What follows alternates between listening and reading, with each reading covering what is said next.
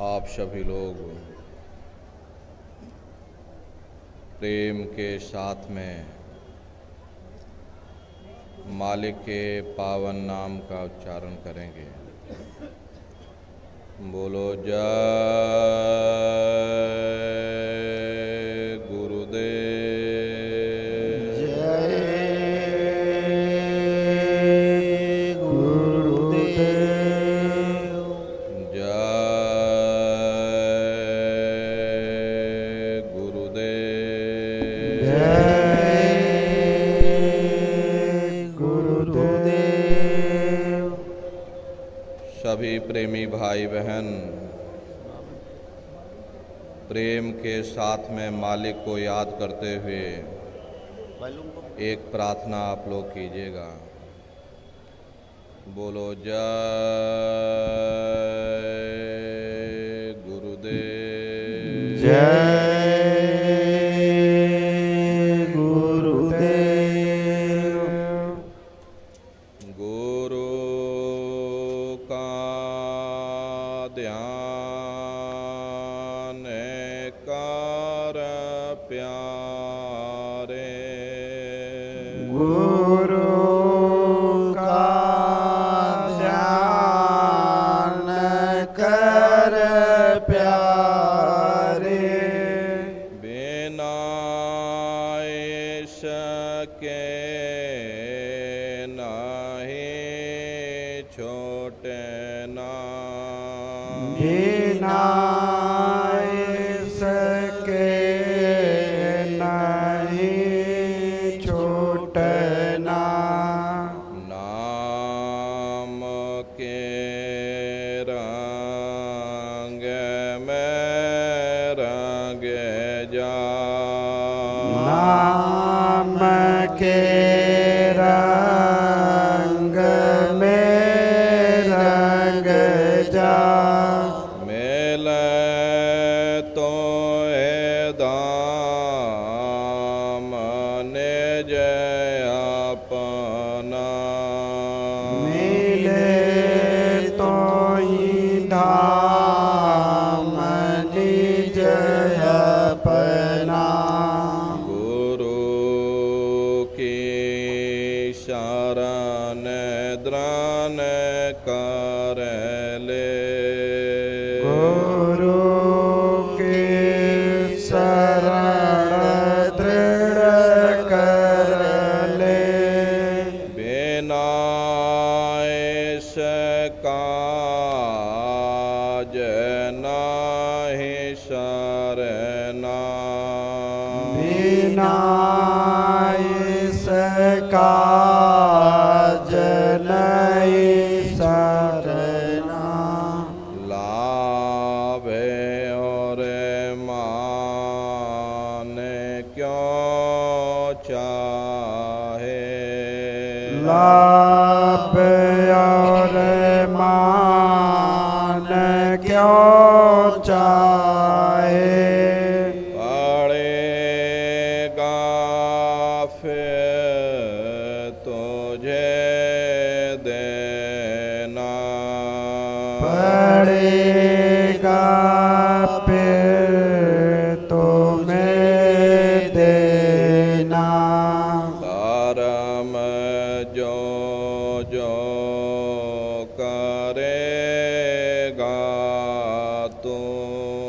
कर्म जो जो करेगा तू। वही फिर भोगना भरना। वही फिर भोगना भरना। जगत के जाल से जो त्यों। जगत के जाल से ज्यों त्यों। आटो मरदान गे करना। घटो मरदान गी करना जिन्होंने मारे मन डाला जिन्होंने मार मन डाला उन्हीं को सूरमा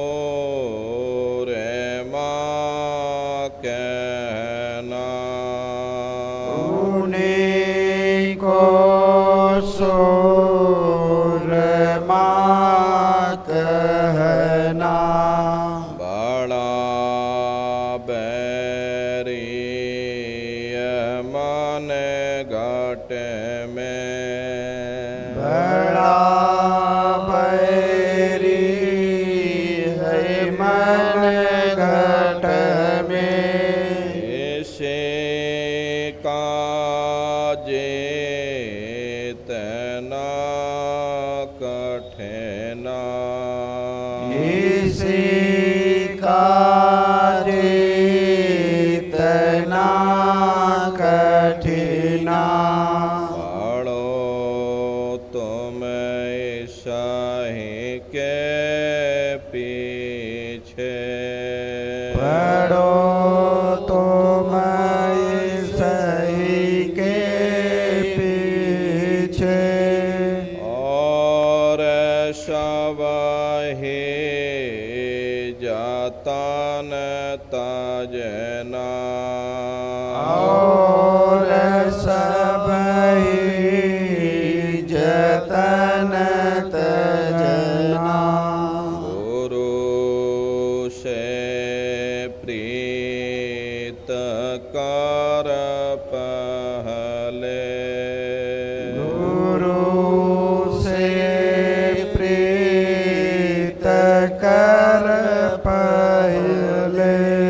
बाहर घट शब्द को सुनना बहुरी घट शब्द को सुनना गुरु का ध्यान कर प्यारे गुरु का ध्यान कर प्यारे बिना इसके नहीं छोटना बिना इसके नहीं छूटना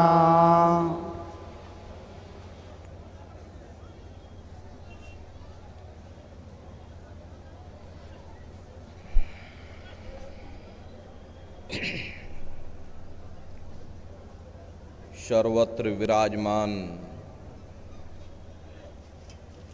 शब्द स्वरूप परम पूज्य स्वामी जी महाराज के श्री चरणों में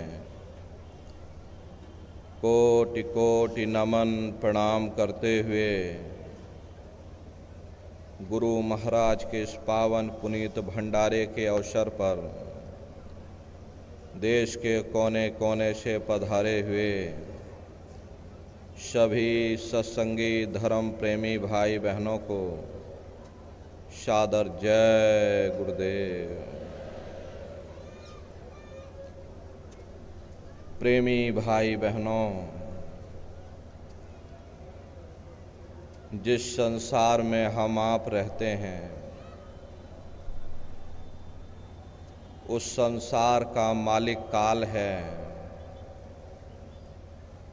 जिसने सारे जगत के जीवों को फंसा रखा। दुनिया यही समझती है कि हमारा मालिक काल है, दयाल की किसी को खबर नहीं। जो दुनिया को खाता है दुनिया उसी की पूजा करती है। हालांकि संतों महात्माओं ने काल और दयाल के भेद को प्रकट किया है, लेकिन बहुत से जीव ऐसे भी हैं जिन्हें काल दयाल के भेद का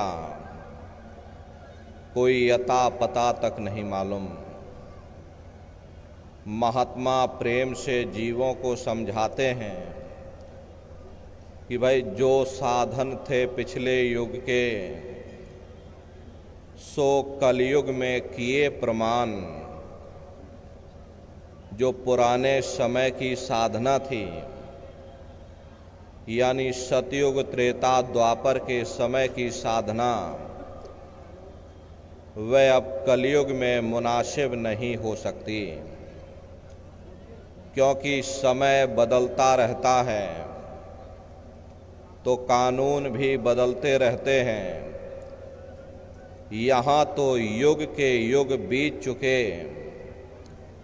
अगर हम ये सोच लें कि हम अन्य युगों की साधना इस कलयुग में कर लेंगे, तो यह कभी संभव नहीं हो सकता। प्रेमी भाई बहनों, सतयुग में मनुष्य की उम्र इको कम करो 1,00,000 वर्ष की हुआ करती थी। 10,000 हजार हाथियों का बल एक एक मनुष्य में हुआ करता था। त्रेता में घट करके 10वां हिस्सा, यानी 10,000 साल की आयु हो गई। द्वापर में घट करके 10वां हिस्सा, यानी 1000 वर्ष की उम्र हो गई। और कलयुग में घट करके 10वां हिस्सा, यानी 100 साल की आयु हो गई। अब ऐसे प्रदूषण भरे वातावरण में 100 साल भी कोई कोई भोग पाता है, वरना कोई 40 साल में चला जाता, कोई 50 साल में चला जाता, कोई 60 साल में चला जाता। कहाँ सतयुग में 1,00,000 वर्ष की उम्र और कहाँ कलयुग में 60 साल की उम्र। 60 साल में भी 20 साल खेलने और खाने में गुजर जाते, बाकी बचे 40 साल। इसमें शादी ब्याह भी करना है, बाल बच्चे भी करने हैं, उनकी परवरिश के लिए नौकरी पेशा भी करना है। फिर मनुष्य के पास समय कहाँ है? न समय है न सामर्थ्य है। इसीलिए प्रेमी भाई बहनों, उस समय की साधना, यानी सतयुग त्रेता द्वापर के समय की साधना इस कलयुग में मुनासिब नहीं हो सकती। महात्मा प्रेम से जीवों को समझाते हैं कि भाई मूर्ख प्राणी मन शैलानी, सो अटके जल और पाषाण, बुद्धिमान अभिमानी सो नर, विद्या नार के हुए गुलाम। इस संसार में 3 तरह के मनुष्य होते हैं। एक अज्ञानी होता, दूसरा बुद्धिमान होता, तीसरे बीच के जीव होते हैं जो ना ज़्यादा ज्ञानी होते हैं और ना ही ज़्यादा बुद्धिमान होते हैं। जो अज्ञानी लोग होते हैं वे क्या करते हैं? रुपया पैसा कमाया, चल दिए तीर्थों की यात्रा पर। कभी गंगा में डुबकी लगाई, कभी जमुना में डुबकी लगाई, और मन में यह सोच लिया कि हमने अपने सारे मैले पाप कर्म उतार दिए। ठीक उसी तरह से जो बुद्धिमान लोग होते अपने आप को आलिम फाजिम विद्वान गुणी और ज्ञानी समझते हैं, उनकी हालत ऐसी है जो विद्या में पड़े, सारी जिंदगी विद्या पढ़ते पढ़ाते गुजार दी। हालांकि विद्या बुद्धि का विषय है और इस परमार्थी राह में बुद्धि की कोई आवश्यकता नहीं होती। मनुष्य ने अपना पूरा जीवन विद्या पढ़ते पढ़ाते गुजार दिया, हासिल कुछ ना हुआ, उल्टा अहंकार और आ गया कि हम बड़े बुद्धिमान हो गए, हम ज्ञानी और ध्यानी बन गए, किया कराया सब गया, जब आया अहंकार। आप दुनिया में नजर घुमाकर देखिए, सब जगह पानी ही पानी है, पत्थर ही पत्थर है। न किसी को सच्चा महात्मा मिला, न किसी को सच्चा सत्संग मिला। अगर कोई कथा भी करता है, उससे जाकर परमार्थ की बात पूछो, उसे कुछ भी ज्ञान नहीं। विद्या पढ़कर लेक्चरार बन गए, कोई कौम का ठेकेदार बन गया, कोई मजहब का ठेकेदार बन गया। अपनी अपनी कौम, अपना अपना मजहब, अपना अपना झंडा बुलंद करने के लिए न जाने कितने बेगुनाहों का कत्ल कर दिया, कितनी औरतें विधवा हो गईं, कितने बच्चे अनाथ हो गए। नतीजा क्या रहा? चारों तरफ बर्बादी ही बर्बादी। महात्मा कहते हैं, भाई बाकी जीव बीच के जितने, ना मूर्ख ना अति बुद्धिमान, जप तप व्रत संयम बहु धोखे, पंच अग्नि में जले निदान। बाकी जो बीच के जीव हैं, जो ना ज्यादा ज्ञानी हैं, ना ही ज्यादा बुद्धिमान हैं, उनकी हालत ऐसी है कि अगर अज्ञानियों का जोर पड़ गया तो अज्ञानियों की तरफ लुढ़क गए, और अगर बुद्धिमानों का जोर पड़ गया तो बुद्धिमानों की तरफ लुढ़क गए। बिन पैंदे लोटे की तरह लुढ़कते और लुढ़कते उन्होंने अपना पूरा समय बर्बाद कर दिया। प्रेमी भाई बहनों, असली रास्ता मनुष्य के अंदर है, लेकिन काल ने सबको बाहर ही बाहर भटका दिया। किसी को जप में, किसी को तप में, कोई कीलों पर सोता है, कोई सोता ही नहीं, कोई दुनिया रमाए बैठा है।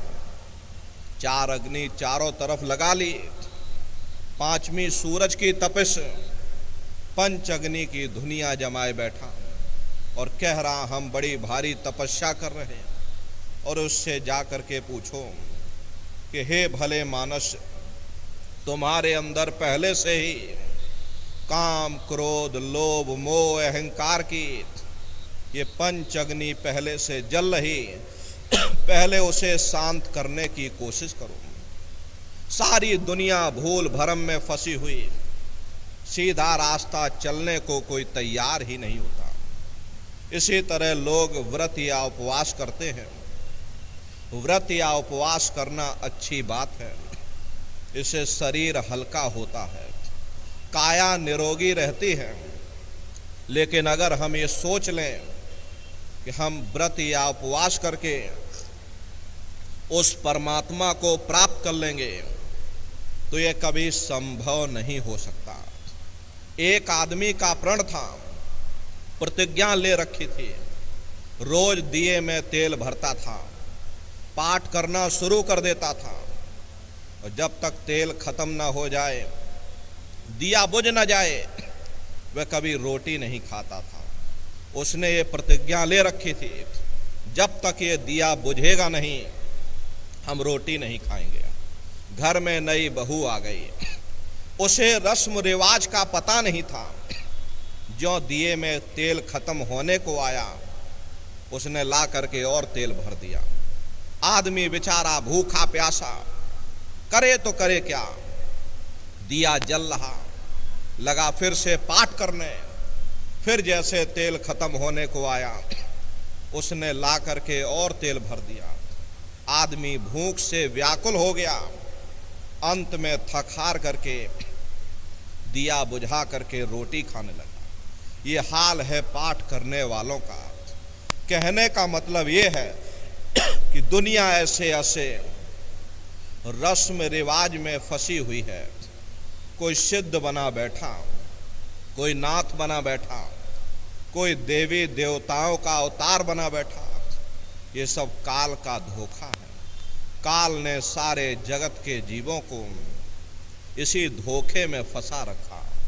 देखो चरित्र काल कर्ता का, कोई सिर कोई पैर रुधान। देखो काल ने कितना बड़ा धोखा दे दिया।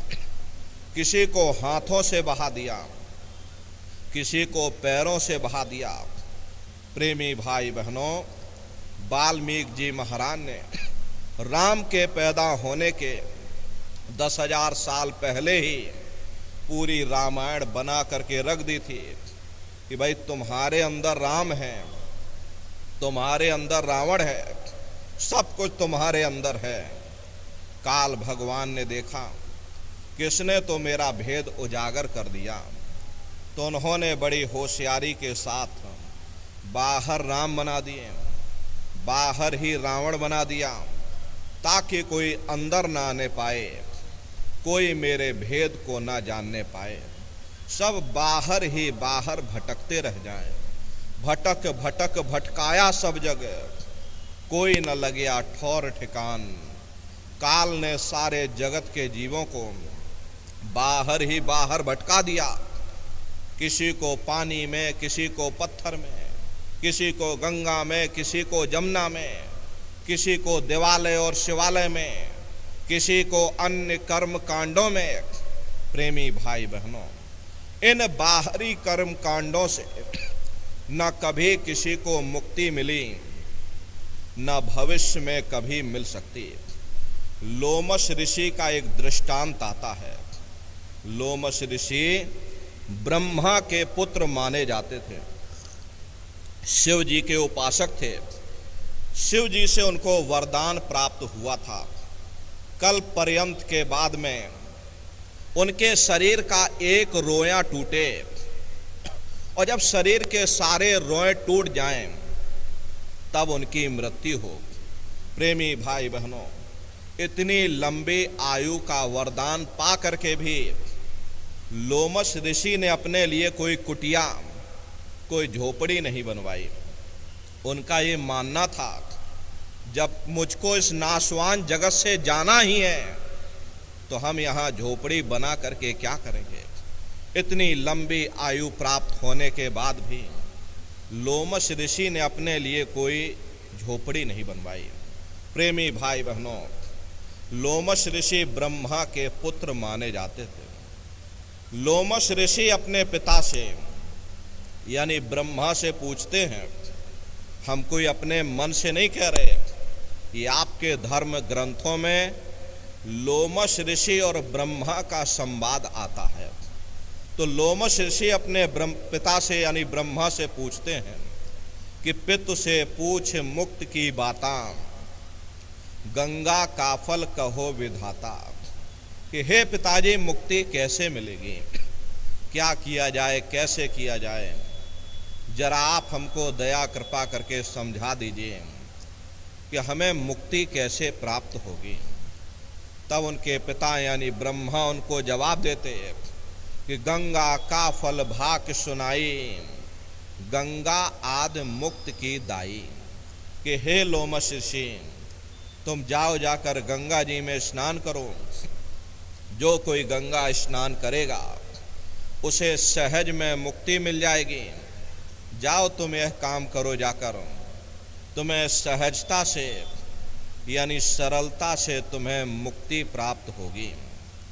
तब लोमश ऋषि जवाब देते हैं कि सहस एकादश गंगा नहाया, जासे जौन मोक्ष का पाया। कि हे पिताजी, मैंने सहस्त्रों वर्षों तक यानी हजारों हजार वर्षों तक गंगा जी में स्नान किया, बड़ी श्रद्धा और आस्था के साथ में गंगा जी में डुबकी लगाई, लेकिन मुझे फल क्या मिला। जब मेरी मृत्यु हो गई तो मुझे मोक्ष की योनि में डाल दिया। मक्ष कहते हैं मछली को, यानी मुझे मछली की योनि में डाल दिया। अनेक जीव मार मोए खाया, ऐसे बहुत बहुत दुख पाया। जब मुझे मछली की योनि मिल गई तो अनेकों अनेक जल के जीवों ने मुझे मार मार करके खाया। मुझे कितनी तकलीफ हुई, कितनी मुझे पीड़ा हुई, इसका मैं वर्णन नहीं कर सकता। और हे पिताजी, एक नहीं जय जय तीर्थ सबय नहाए, जल जीव जौन माहि भरमाए। कि जितने भी तीर्थ थे सभी जाकर जगह जाकर मैंने स्नान किया। अरे जल में आशा बांधी तो जल में मुझको वास मिल गया।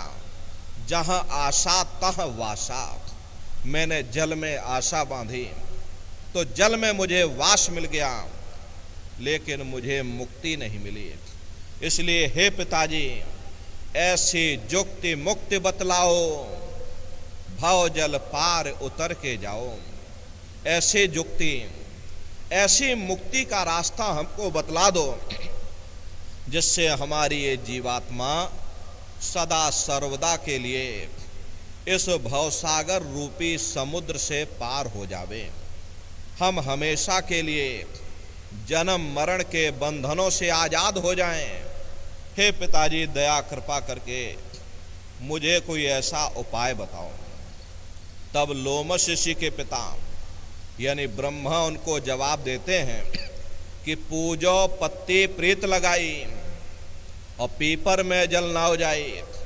कि हे लोमश ऋषि, तुम प्रीत लगा करके स्वामी नाम की पत्ती की पूजा करो। एक दिया पत्ती पहलावे, सो तो कोटि यज्ञ फल पावे। कि हे लोमश ऋषि, मेरी बात को बड़े ध्यान से सुनो। जो एक दिया स्वामी नाम की पत्ती के नीचे रखता है, उसे कोटान कोटि यज्ञों का फल प्राप्त होता। जाओ तुम यह काम करो, जा करके तुम्हें सहजता से यानी सरलता से तुम्हें मुक्ति मिल जाएगी। तब लोमश ऋषि जवाब देते हैं कि सहस्त्र 3 पत्ती को पूजा, वृक्ष योनि पाइये ही पूजा। कि हे पिताजी, मैंने सहस्त्र 3 यानी 3000 वर्षों तक स्वामी नाम की पत्ती की पूजा की, बड़ी श्रद्धा और आस्था के साथ जल चढ़ाया, लेकिन मुझे फल क्या मिला? मुझे वृक्ष की योनि में डाल दिया और मैं हजारों हजार वर्षों तक एक जगह पर वृक्ष की योनि में खड़ा रहा। पीपर पूजा वर्ष हजारा, ताको सुन वर्तंत निवारा।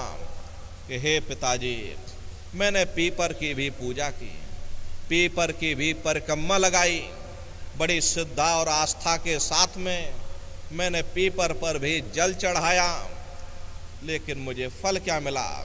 कन खजुरा दे ही पाई, बार बार भव में भरमाई। मुझे कन खजुरे की योनि में डाल दिया और बार बार भव में, भव कहते हैं 4 खान 84 लाख योनियों को, तो भाई मुझे बार बार 4 खान 84 लाख योनियों में डाल दिया जाता, लेकिन मुझे मुक्ति नहीं मिलती। इसलिए हे पिताजी, दया कृपा करके मुझे कोई ऐसा उपाय बता दो, कोई ऐसा रास्ता बताओ जिससे मुझे मुक्ति मिल जाए। तब लोमश ऋषि के पिता यानी ब्रह्मा उनको जवाब देते कि हे लोमश ऋषि, एकादशी करो तुम जाई, याते मुक्ति सहज में पाई। तुम जाओ, जाकर एकादशी का व्रत करो, तुम्हें सहजता से यानी सरलता से तुम्हें मुक्ति मिल जाएगी। तब लोमश ऋषि जवाब देते हैं कि सहस वर्ष एकादश की नहा, अंत जन्म माखी को लीन्हा। कि हे पिताजी, मैंने सहस्त्रों वर्षों तक यानी हजारों हजार वर्षों तक एकादशी का व्रत किया, लेकिन मुझे फल क्या मिला? जब मेरी मृत्यु हो गई तो मुझे मक्खी की योनि में डाल दिया और पुनि व्रत कीनी बहु तेरा, ताका सुन वर्तंत निवेरा। हे पिताजी, मैंने और भी बहुत सारे व्रत किए और पुनि व्रत कर झार बनाई, पर मुक्ति हमने नहीं पाई। कि हे पिताजी, मैंने और भी बहुत सारे व्रत किए लेकिन मुझे मुक्ति नहीं मिली। मैं खाली का खाली रह गया, मेरा जन्म बर्बाद हो गया, मेरा समय बर्बाद हो गया। इसलिए हे पिता, दया कृपा करके मुझे कोई ऐसा उपाय बताओ जिससे मुझे मुक्ति मिल जाए। मेरी ये जीवात्मा सदा सर्वदा के लिए इस भवसागर रूपी समुद्र से पार हो जावे। हम हमेशा के लिए जन्म मरण के बंधनों से आजाद हो जावें। न जन्मना पड़े, न मरना पड़े, न जन्मने का दुख हो, न मरने का कष्ट हो। हे पिता, दया कृपा करके मुझे कोई ऐसा उपाय, ऐसा तरीका मुझे समझा दो, मुझे उपाय बता दो। तब लोमश ऋषि के पिता यानी ब्रह्मा उनको जवाब देते हैं कि हे लोमश ऋषि, पुण्य गौ का सबसे भारी, याते मुक्ति होए विचारी। मेरा ये विचार है, तुम जाओ जाकर थोड़ा दान पुण्य करो, और दान पुण्य में सबसे बड़ा पुण्य गौदान माना जाता है। जाओ तुम गौदान करो जाकर, तुम्हें सहजता से यानी सरलता से तुम्हें मुक्ति प्राप्त होगी। तब लोमश ऋषि जवाब देते हैं कि गौदान कीना बहुते रात, जन्म मिला जो बकरी के राम। कि हे पिताजी, मैंने बहुत गौदान किया लेकिन मुझे फल क्या मिला। जब मेरी मृत्यु हुई मुझे बकरी की योनि में डाल दिया। न जाने कितनों ने मेरा शिकार किया, मुझे मार मार करके, मुझे काट काट करके खाया गया। मुझे कितनी तकलीफ हुई, कितनी मुझे पीड़ा हुई, इसका मैं वर्णन नहीं कर सकता। कि हे पिताजी, जो तुम कही सभी हम कीना, मुक्ति न पायो रहो अधीना। जो भी आपने विधि बताई, मैंने विधि विधान के साथ उसे पूरा किया। इतना तीरथ व्रत कर्म कांड इस संसार में कोई मनुष्य नहीं कर सकता। जितने कर्म कांड, जितने तीरथ और व्रत मैंने किए, लेकिन मुझे मिला कुछ नहीं। मैं खाली का खाली रह गया, मेरा जन्म बर्बाद हो गया, मेरा समय बर्बाद हो गया। बड़े दीन भाव से अपने पिता यानी ब्रह्मा से प्रार्थना करते हैं कि हे पिता, मैंने बहुत भटक लिया, अब की बार मुझे कोई ऐसा उपाय बता दो जिससे मुझे मुक्ति मिल जाए। तब अंत में लोमश ऋषि के पिता यानी ब्रह्मा उनको जवाब देते हैं कि लोमश ऋषि में कहो विचारा, और संत शरण से होए उबारा। कि हे लोमश ऋषि, मेरा ये अंतिम विचार है, तुम संतों की शरण में चले जाओ, वहीं से तुमको मुक्ति मिलेगी। तीरथ व्रत सब झूठ पसारा, नहीं हुई है इनते निर्वारा। ये तीरथ और व्रत ये झूठ का पसारा है, ये मेरे फैलाए हुए जंजाल हैं, इससे कभी किसी को मुक्ति नहीं मिलती। अगर तुम्हें मुक्ति पाना है तो तुम संतों की शरण में चले जाओ। देखो प्रेमी भाई बहनों, ब्रह्मा को अपने पुत्र यानी लोमश ऋषि की जरा सी चिंता नहीं। हजारों हजार वर्षों तक उन्होंने भटका करके रखा। तब अंत में उन्होंने उपाय बताया कि संत शरण से होए उबारा। अगर तुम मुक्ति पाना चाहते हो तो संतों की शरण में जाओ। ऐसी हालत देख जगत की संत सतगुर भय प्रगटेयान। जब उस अनामी महाप्रभु ने जीवों की हालत देखी, जीव अंधकार के दलदल में फंसता चला जा रहा, चारों तरफ आडंबर ही आडंबर है, पाखंड ही पाखंड है। तब स्वयं अनामी महाप्रभु ने संतों महात्माओं को इस धरती पर भेजा, और संत महात्मा फकीर यहाँ पर आकर के हम जीवों को समझाने की कोशिश करते कि भाई हम आए वही देश से जहां तुम्हारो धाम, और तुमको घर पहुंचावना एक हमारो काम। हम उसी देश से आए हैं जिस देश के तुम रहने वाले हो। धाम अपने चलो भाई, पराए देश नहीं रहना। अपने घर चलने की तैयारी करो, अपने वतन चलने की तैयारी करो। ये पराया देश है और इस पराए देश में हम आप यहाँ आकर के फंसे हुए। यह देश तुम्हारा देश नहीं, तुम्हारा देश सचखंड है। ये कौम तुम्हारी कौम नहीं, तुम्हारी कौम सतनाम है। और ये जीवात्मा उस सतनाम रूपी समुद्र की बूंद है। इस बूंद को समुद्र से मिलाओ, यानी जीवात्मा को उस परमात्मा से मिलाओ, तभी तुम सच्चा सुख और सच्ची शांति प्राप्त कर सकते हैं। वरना इस नाशवान जगत में न कभी किसी को सुख मिला, न भविष्य में कभी मिल सकता। ये जो कुछ थोड़े बहुत सुख नजर आते हैं, ये क्षणिक हैं, और क्षणिक चीज़ों का सुख और आराम केवल क्षणिक ही होता है। जितना इसके आने में हमें खुशी महसूस होती है, उतना इसके जाने में भी हमें दुख भी महसूस होता। अरे आप अपनी बुद्धि से जरा विचार करिएगा, जब किसी की शादी होती है तो मन में बड़ी भारी खुशी होती है, ये मन फूला नहीं समाता। लेकिन यदि शादी के बाद उसी साथी के साथ कोई अनबन हो जाए, मन मुटाव या झगड़ा हो जावे, तो मन में भय पैदा हो जाता है कि कहीं साथी हमारा बदकार न निकल जाए, हमें छोड़ करके चला न जाए, शराबी कबाबी और जुआरी न बन जाए। दुनिया भर की चिंताएं मन में समा जाती। चिंता चिता समान, चिंता से बढ़ करके दुनिया में कोई दूसरा रोग नहीं। सो इस चिंता के कारण हम लोग फिर दुखी हो जाते हैं। फिर हम बाल बच्चों में सुख ढूंढते हैं। जब बाल बच्चे पैदा होते मन में बड़ी भारी खुशी होती है, मन हमारा फूला नहीं समाता।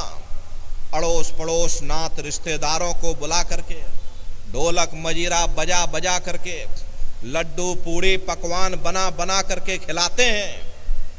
लेकिन वही औलाद यदि बड़े होकर के नालायक निकल जाए, माँ बाप का कहना न माने, उनका आदर सत्कार न करे, तो वही औलाद हमारे लिए दुख का कारण बन जाती है। फिर हम दुनिया के जीव हुकूमत के नशे में सुख ढूंढते।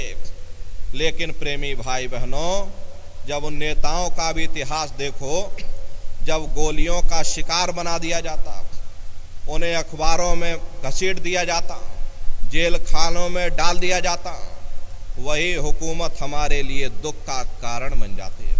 फिर हम भोग और वासनाओं में सुख ढूंढते हैं।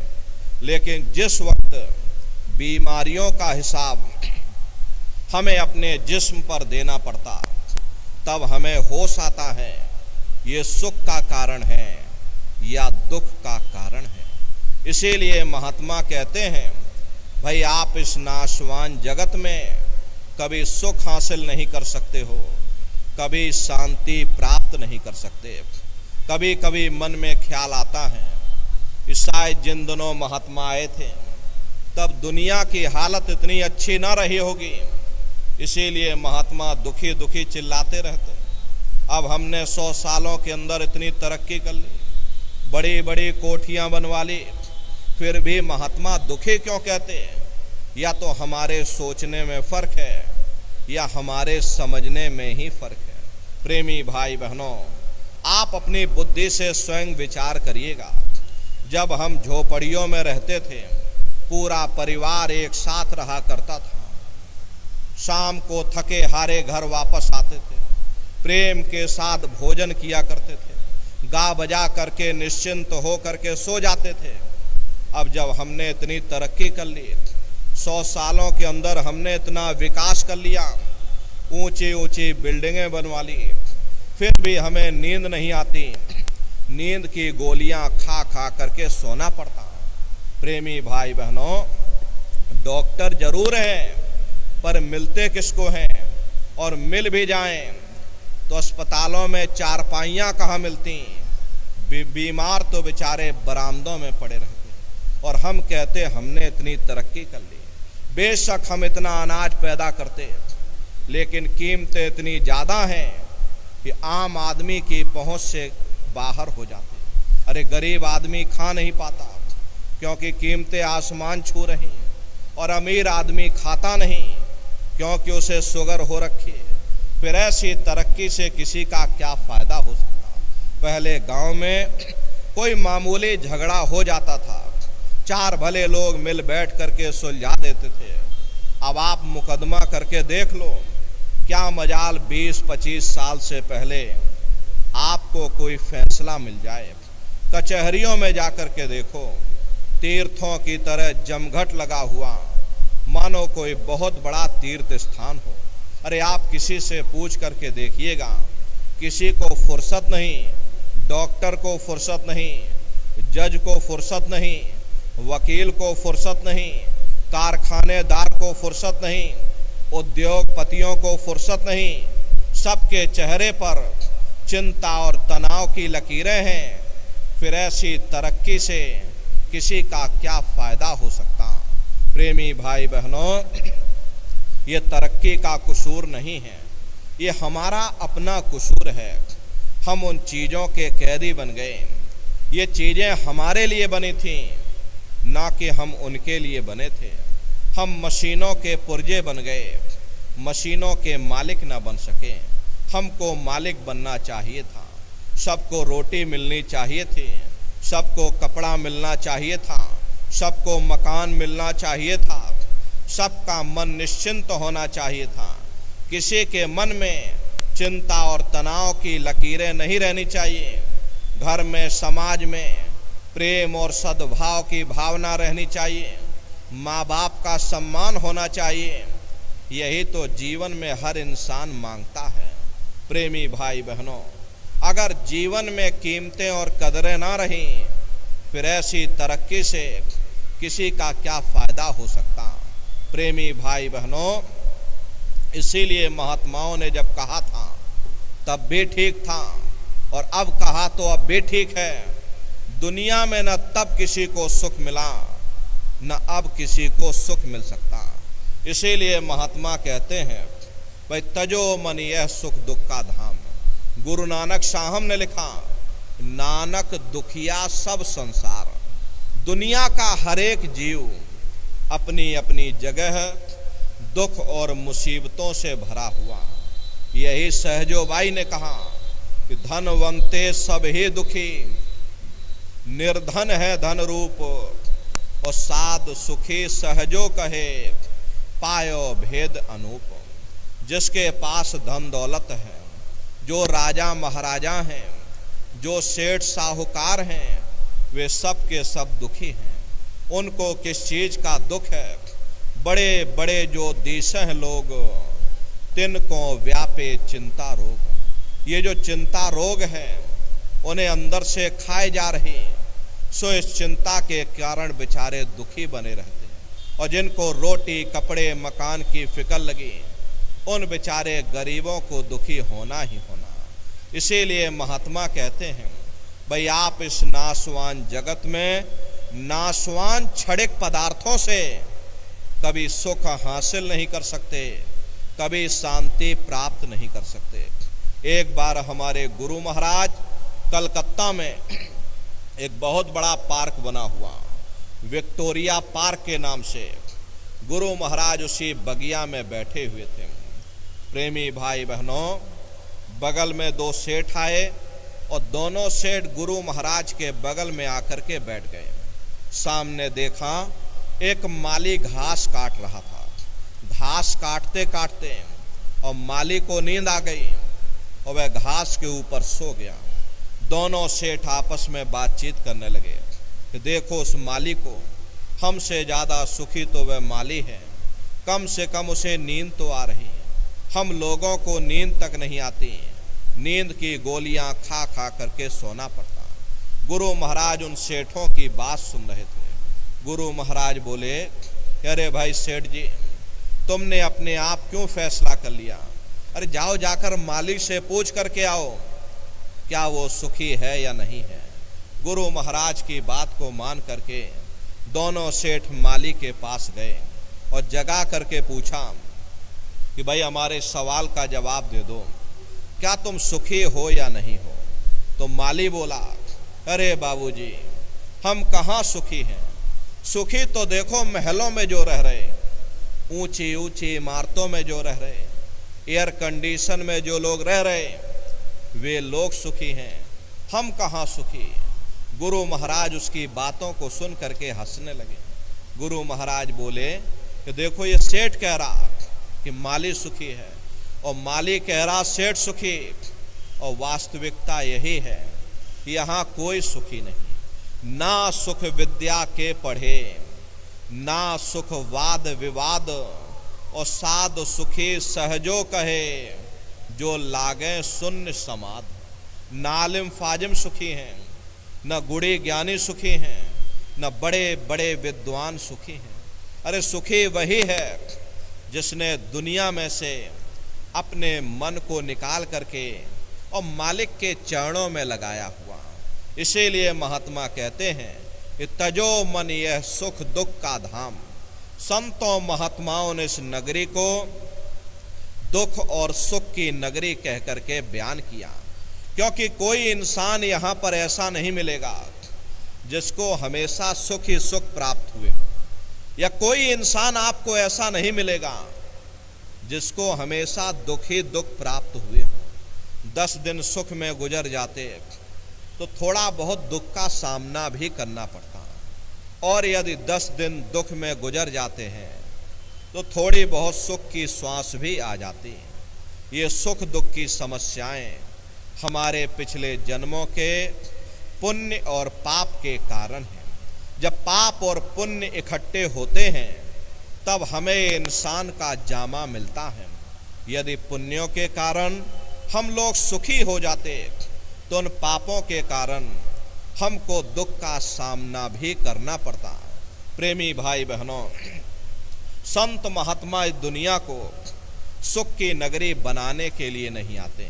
अगर संतों महात्माओं का दुनिया में आने का यही एक लक्ष्य होता, ये दुनिया सुख की नगरी बन जाए, तो अब तक जरूर बन जानी चाहिए थी। इतिहास गवाह है, हर कौम, हर मजहब में, हर मुल्क, हर वक्त में किस किस चोटी के महात्मा आए, लेकिन उनके आने के बावजूद ये दुनिया आज तक सुख की नगरी न बन सकी।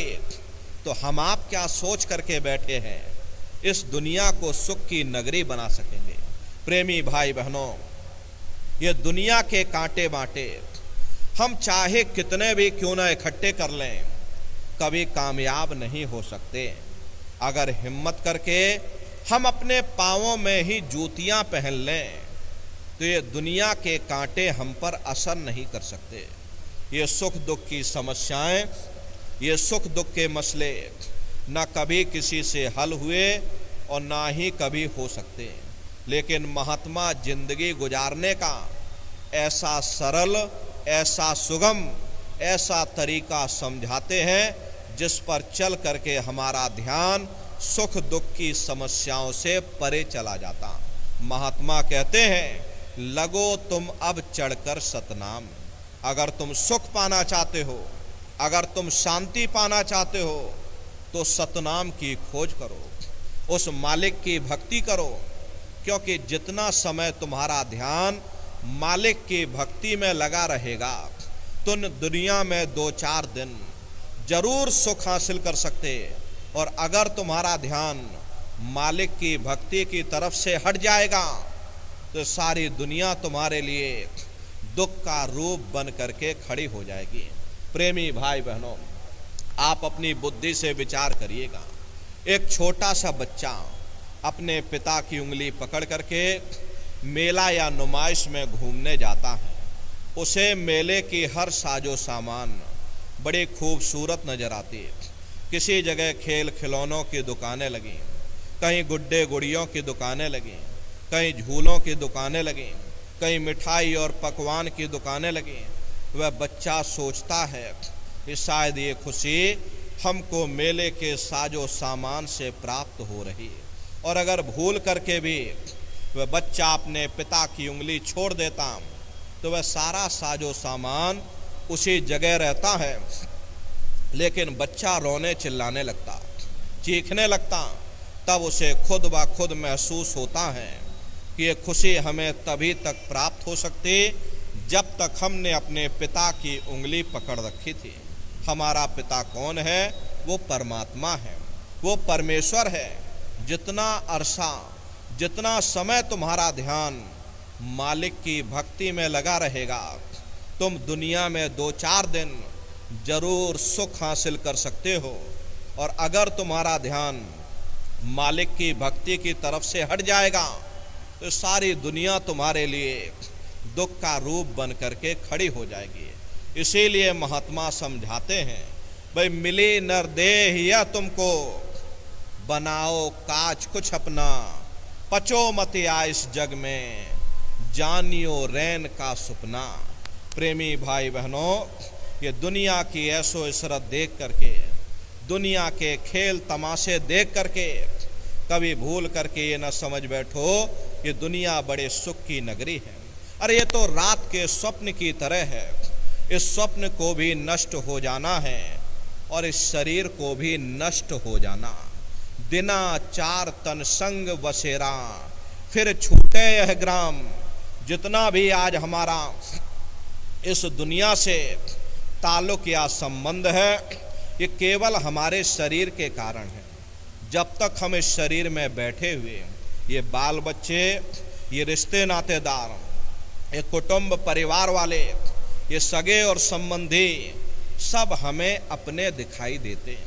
हम हमेशा इनको अपना बनाने की कोशिश करते हैं, लेकिन जिस वक्त हमारा शरीर से संबंध टूट जाएगा, इन सब के साथ भी हमारा संबंध टूट जाएगा। जिस शरीर के द्वारा हम इस दुनिया को अपना बनाने की कोशिश करते, जब ये शरीर ही हमारा साथ नहीं देता तो दुनिया की और कौन सी चीज ने साथ देना है। प्रेमी भाई बहनों, हमारा ये शरीर काल का पिंजरा है, किराए का मकान है, पराया मकान है।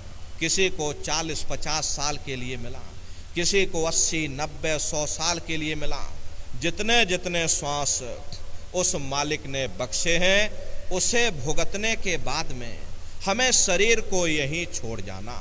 प्रेमी भाई बहनों, यह देह ना तो आज तक किसी के साथ गई है और ना ही कभी जा सकती। असली बात यह है कि समय रहते हमें अपने शरीर से अपनी जीवात्मा के कल्याण के लिए कुछ काम ले लेना चाहिए। क्या काम लेना है? ना तो इस शरीर को इतना दुख देना है कि इसमें बैठ करके हम मालिक की भक्ति ही ना कर सकें, और ना ही इतना हमें सुख देना है कि मालिक की भक्ति की तरफ हमारा ध्यान ही ना जाए। असली बात यह है, ये इंसान का जामा उस परम पिता परमात्मा ने केवल अपनी भक्ति और प्यार के लिए बख्शा। लेकिन दुर्भाग्य है, जब जब हमें ये मौका मिलता है, हम जिंदगी के असल मकसद को भूल जाते हैं, उल्टा कौमों मजहबों के झगड़े में उलझ जाते हैं, धन दौलत के चक्कर में पड़ करके एक दूसरे की गले काटने की योजनाएं बनाना शुरू कर देते। इतना इन भोगों में लिप्त हो जाते हैं कि और तो और हम अपनी मौत को ही भूल जाते हैं। हम रोज देखते हैं कि हमारे ही साथी, हमारे ही रिश्ते नातेदार, हमारे ही कुटुंब परिवार वाले एक एक करके हमारा साथ छोड़ करके चले जा रहे। प्रेमी भाई बहनों, वे कहाँ गए होंगे? आराम में होंगे, तकलीफ में होंगे। हमने कभी उस पर विचार नहीं किया। रोज आंखों से देखते हैं, बल्कि खुद उन्हें कंधों पर उठा करके शमशान भूमि पर छोड़ करके आते। आंखों से देखते कि जिस चीज के लिए वह इतना भटकता था, जिस चीज के लिए वह इतना तड़पता था, अपना अपना कह करके फक्र या गर्व महसूस किया करता था, उसमें से किसी ने उसका साथ नहीं दिया। हम मन में सोच लेते हैं कि शायद वो बदकिस्मत होगा, कुछ भी अपने साथ ना ले जा सका, शायद हम सब कुछ गठरी मुठरी बांध करके अपने साथ ले करके चले जाएंगे। महात्मा कहते हैं भाई तुम उस समय को, उस वक्त को अपनी आंखों के सामने रख करके देखो। उस समय कौन तुम्हारी सहायता करेगा? अरे कौन तुम्हारी मदद करेगा? बस सारा दिन देह के अहंकार में न फंसे रहो, देह के गुरूर में न फंसे रहो। आखिर हम लोग अहंकार किस चीज का करते?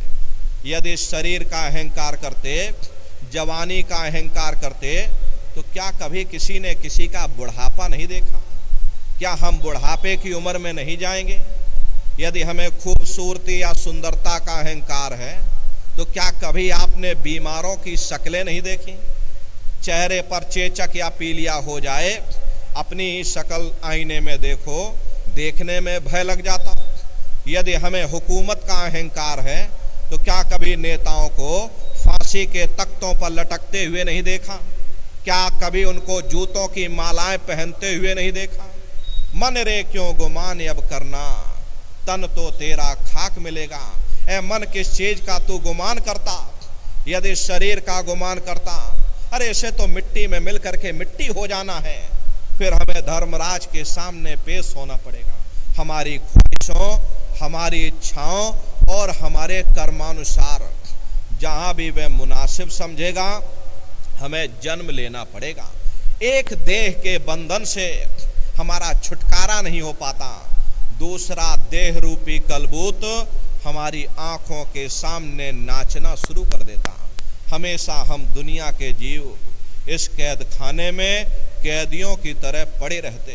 अरे बड़े बड़े राजे महाराजे जिनके मुख से निकला हुआ लफ्ज कानून बन जाता था, आज उनकी हस्ती कहाँ है? उनकी कब्रों पर हम ठोकरें मार मार के गुजरते हैं। उनकी हड्डियां हमारे पैरों के तले कुचली जाती। क्या हम भूल चुके हैं एक समय हमारा भी आएगा? अरे हमारी भी कब्रों पर लोग ठोकरें मार मार के गुजरेंगे, हमारी भी हड्डियां लोगों के पैरों तले कुचली जाएंगी। इसीलिए महात्मा प्रेम से समझाते हैं, भाई तुम उस समय को, उस वक्त को अपनी आंखों के सामने रख कर देखो। उस समय कौन तुम्हारी सहायता करेगा? कौन तुम्हारी मदद करेगा? धन दारा सुत नाती कहियन, और यह नहीं आवे काम। अरे बाल बच्चे, रिश्ते नातेदार, ये कुटुंब परिवार वाले जिनके लिए तुम इतनी ठगियां करते हो, इतनी बेईमानियां करते हो, इतने इतने जिंदगी के उसूलों को कुर्बान कर देते, इनको तो यह भी पता नहीं चलता है कि मौत के फरिश्ते आए किधर से और लेकर किधर चले गए। मशक समान जान यह देही, बहती आठों याम मश्क होती है, चमड़े की बनी हुई होती, और हम उसमें हवा भर करके नदी के किनारे से दूसरे किनारे पर पहुंच जाते। अगर मश्क से हवा निकल जाए तो मश्क तो डूब ही जाएगी। जो लोग उसका सहारा लेते हैं वे भी पानी में डूब जाएंगे। महात्मा समझाते हैं, भाई तुम्हारा ये शरीर भी उस मश्क के समान है, इसमें सांसों की हवा भरी है, और जब तक सांसों की हवा भरी है, अरे हम दुनिया की गफलत में बेहोश हैं, दुनिया के काम धंधे में फंसे हुए। लेकिन जिस वक्त ये श्वास रूपी हवा मश्क से निकलेगी, अरे हमारी हस्ती तो खत्म हो ही जाएगी। जो लोग हमारा सहारा लेकर के अपना जीवन यापन कर रहे, वे भी घबरा जाएंगे, रोने चीखने और चिल्लाने लग जाएंगे। बड़े बड़े राजे महाराजाओं की मशकों से हवा निकल गई। प्रेमी भाई बहनों, महात्मा केवल हमारी हालत ही बयान नहीं करते, केवल हम पर तरस ही नहीं खाते, बल्कि हमें यहाँ से निकलने का रास्ता भी समझाते हैं। महात्मा कहते हैं, भाई तू अचेत गाफिल हो रहता, सुन ले मूल कलाम। वह मूल कलाम जिसे संतों महात्माओं ने शब्द या नाम कह करके याद किया, जिसे मुसलमान फकीरों ने बागे आसमानी, कलाम इलाही, निदाए सुल्तानी या कलमा कह करके याद किया, जिसे ईसा मसीह साहब ने वर्ड या लागश कहकर याद किया, जिसे गुरु नानक साहब ने धुर की वाणी, सच्ची वाणी, अनहद वाणी कह करके याद किया। वह मूल कलाम, वह शब्द, वह नाम दोनों आँखों के मध्य भाग में दिन रात धुनकारें दे रहा।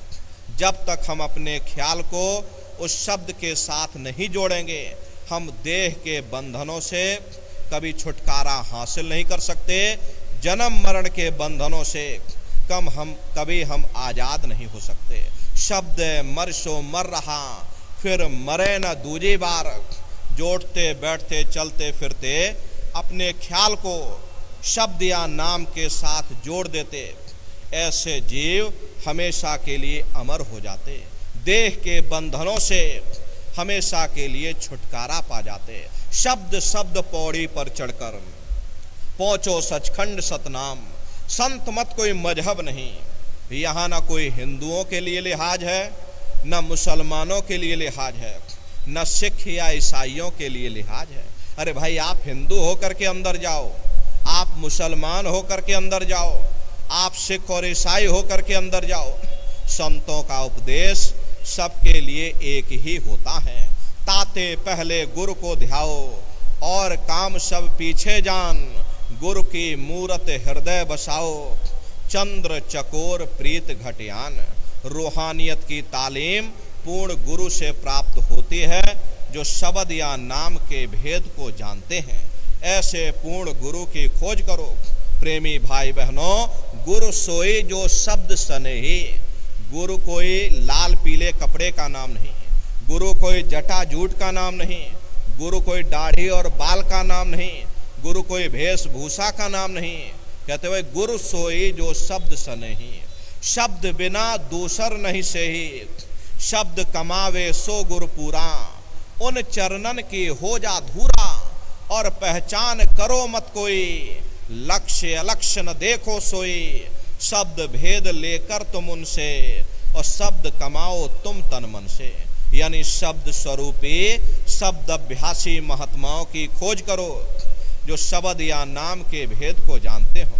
ऐसे महात्माओं की खोज करो, ऐसे महात्माओं की संगत और सोहबत करो, क्योंकि हमारा ये जो मन है, ये संगत और सोहबत का बहुत जल्द असर लेता।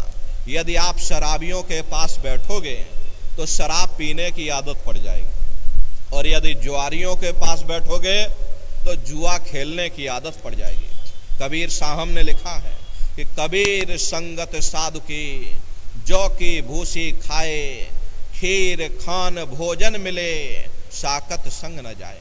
अगर मालिक के भक्तों और प्यारों की संगत में जाकर के हमें सूखे टुकड़े खाने को मिल जाएं, तो वे मनमुखों की संगत में जाकर के और खीर हलवा और स्वादिष्ट भोजन से कई लाख दर्जे अच्छे हैं।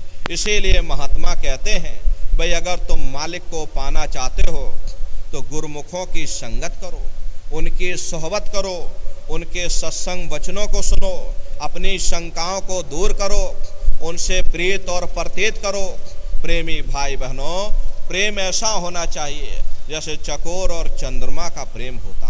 चकोर एक पंछी होता, पूर्णमासी के अवसर पर जब पूरा चांद निकलता है तो अपना पूरा ध्यान उस चंद्रमा में लगा देता। ज्यों ज्यों चंद्रमा ऊपर उठता, त्यों त्यों चकोर की गर्दन ऊपर उठती चली जाती। एक समय ऐसा आता, उसकी प्रेमी भाई बहनों, गर्दन उसके पूंछ के साथ जुड़ जाती, लेकिन वह चंद्रमा का ध्यान नहीं तोड़ता। महात्मा कहते हैं, भाई ऐसा प्रेम साधक को अपने गुरु के साथ होना चाहिए।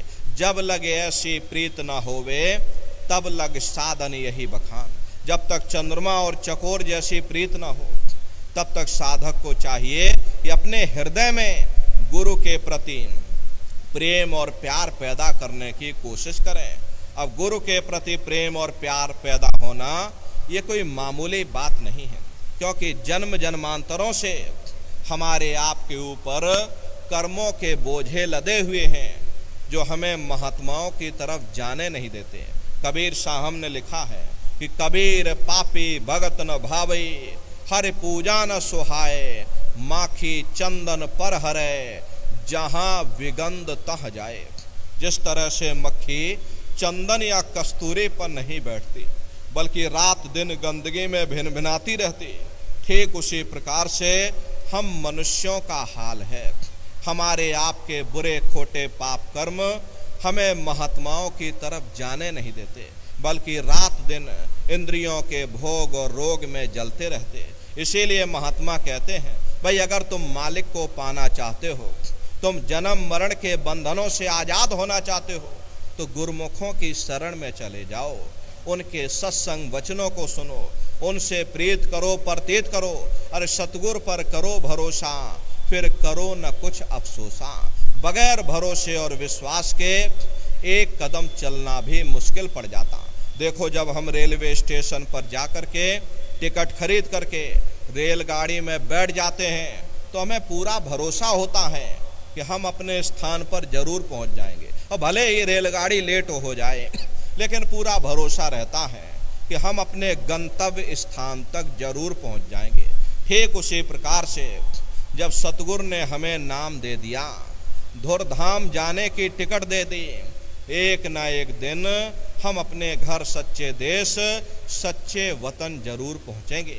इसलिए प्रेमी भाई बहनों, महात्मा कहते हैं, भाई अगर तुम मालिक को पाना चाहते हो तो गुरुमुखों की संगत करो, उन पर भरोसा रखो, उन पर विश्वास रखो, उनके सत्संग वचनों को सुनो, अपनी शंकाओं को दूर करो, और दीनहीन बन करके छोटी से छोटी सेवा करते हुए और जो वो बताएं उनके बताए हुए रास्ते पर चल करके सुरत शब्द नाम की कमाई करो।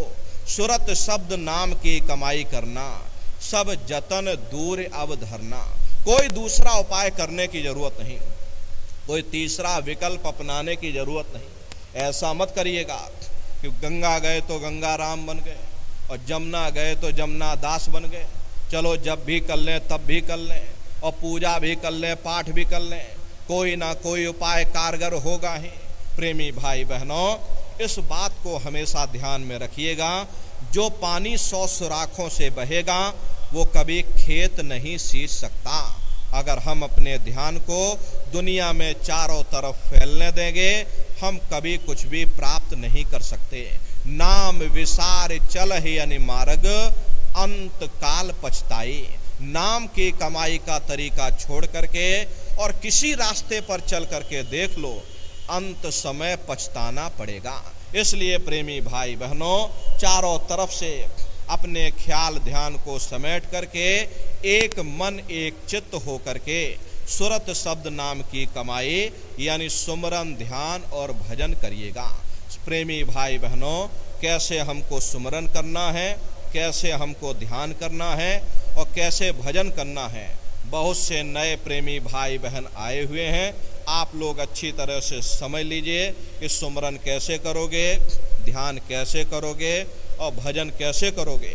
अच्छी तरह बैठ करके समझिएगा और फिर घर पर जा करके करिएगा। तो सबसे पहले प्रेमी भाई बहनों, सुमरन कैसे किया जाएगा। सुमरन करने के लिए एक माला आप लोग ले लीजिएगा। ये देखिए प्रेमी भाई बहनों, 108 दाने की ये माला है। अपने अपने घरों में बैठ करके बाहर से अपनी आँख को बंद कर लेना, दोनों आँखों के मध्य भाग में अपने ध्यान को एकाग्र करके और दाने दाने पर जय गुरुदेव नाम का सुमरन करिएगा। हर दाने पर जय गुरुदेव नाम, हर दाने पर जय गुरुदेव नाम, जय गुरुदेव जय गुरुदेव जय गुरुदेव, कुल 108 बार आपको करना है। दूसरी बार फिर यहीं वापस आ जाओगे, यहाँ से फिर जय गुरुदेव नाम का उच्चारण करिएगा। हर दाने पर जय गुरुदेव नाम, हर दाने पर जय गुरुदेव नाम, जय गुरुदेव जय गुरुदेव जय गुरुदेव, कुल 108 बार करिएगा। तीसरी बार फिर यहीं वापस आ जाओगे। इस तरह से कुल 8 बार जय गुरुदेव नाम का सुमरन सभी नए प्रेमी भाई बहन करिएगा। प्रेमी भाई बहनों, ये जय गुरुदेव नाम किसी साधारण इंसान का नाम नहीं, ये स्वयं अनामी महाप्रभु का नाम है। नए जीवों के लिए नामदान की इस प्रक्रिया को और सरल से सरल किया गया। वरना बहुत से पुराने पुराने प्रेमी हैं, अगर उनसे पूछ लिया जाए कि भाई जरा नाम रूप स्थान गाजे बाजे बता दो, वो तक भूल जाते। अब इतने पुराने हो करके आज तक आप लोग याद नहीं कर पाए, बड़ा भारी दोष लगता है। इसीलिए नए जीवों के लिए गुरु महाराज की दया कृपा से नामदान को और सरल से सरल किया गया। बहुत से बगैर पढ़े लिखे लोग हैं, बूढ़े बुजुर्ग हैं, बच्चे बच्चियां हैं, आसानी से आप लोग समझ जाओ, सुमरन ध्यान भजन कर सको। इसीलिए प्रेमी भाई बहनों, इस रास्ते को और सरल से सरल किया गया। जय गुरुदेव नाम का सुमरन सभी नए प्रेमी भाई बहन आप सभी लोग करिएगा।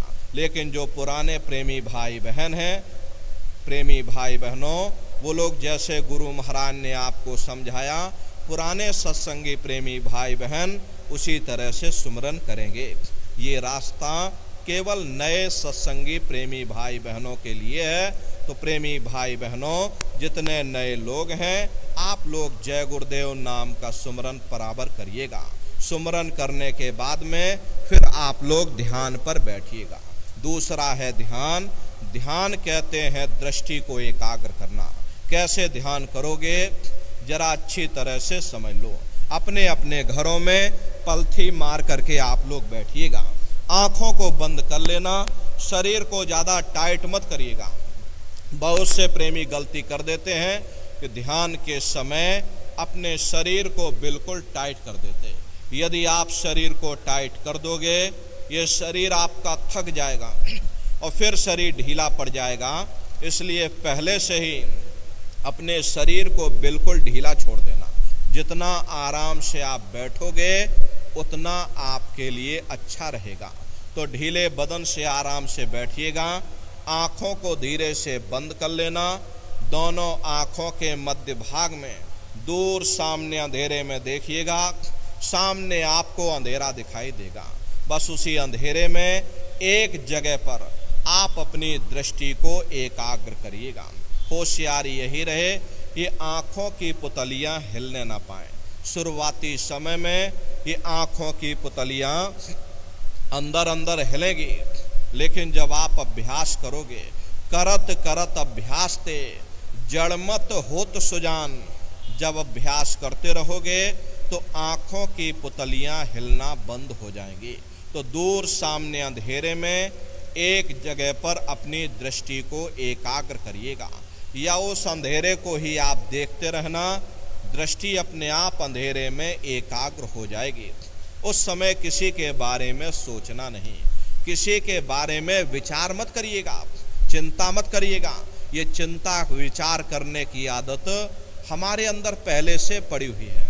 हम कभी खाली नहीं बैठते हैं, जब भी कुछ ना कुछ कोई ना कोई विचार मन में चलता ही रहता। प्रेमी भाई बहनों, ये जो विचार हैं यही ध्यान में बाधक बन जाते। इसलिए कोशिश ये करना, जब आप ध्यान पर बैठो मन में कोई विचार ना आने पाए। शून्य हो जाओ, खाली हो जाओ, अपने लिए खाली हो जाओ और आँखों को बंद करके सामने अंधेरे में अपनी दृष्टि को एकाग्र करने की कोशिश करो। उस अंधेरे को देखते रहना। देखते देखते देखते देखते एक समय ऐसा आएगा कि आपकी दृष्टि अंधेरे में एकाग्र हो जाएगी। और जैसे ही आपकी दृष्टि अंधेरे में एकाग्र होगी तो सुई की नोक के बराबर काले में भी काला बिंदु बड़ा चमकीला बिंदु होगा। तारे की तरह चम चम चम चम चमकेगा, वो सामने आपको दिखाई पड़ जाएगा। और जब वो चमकदार बिंदु सामने दिखाई पड़ जाए तब आप अपनी दृष्टि को उस बिंदु पर एकाग्र कर देना।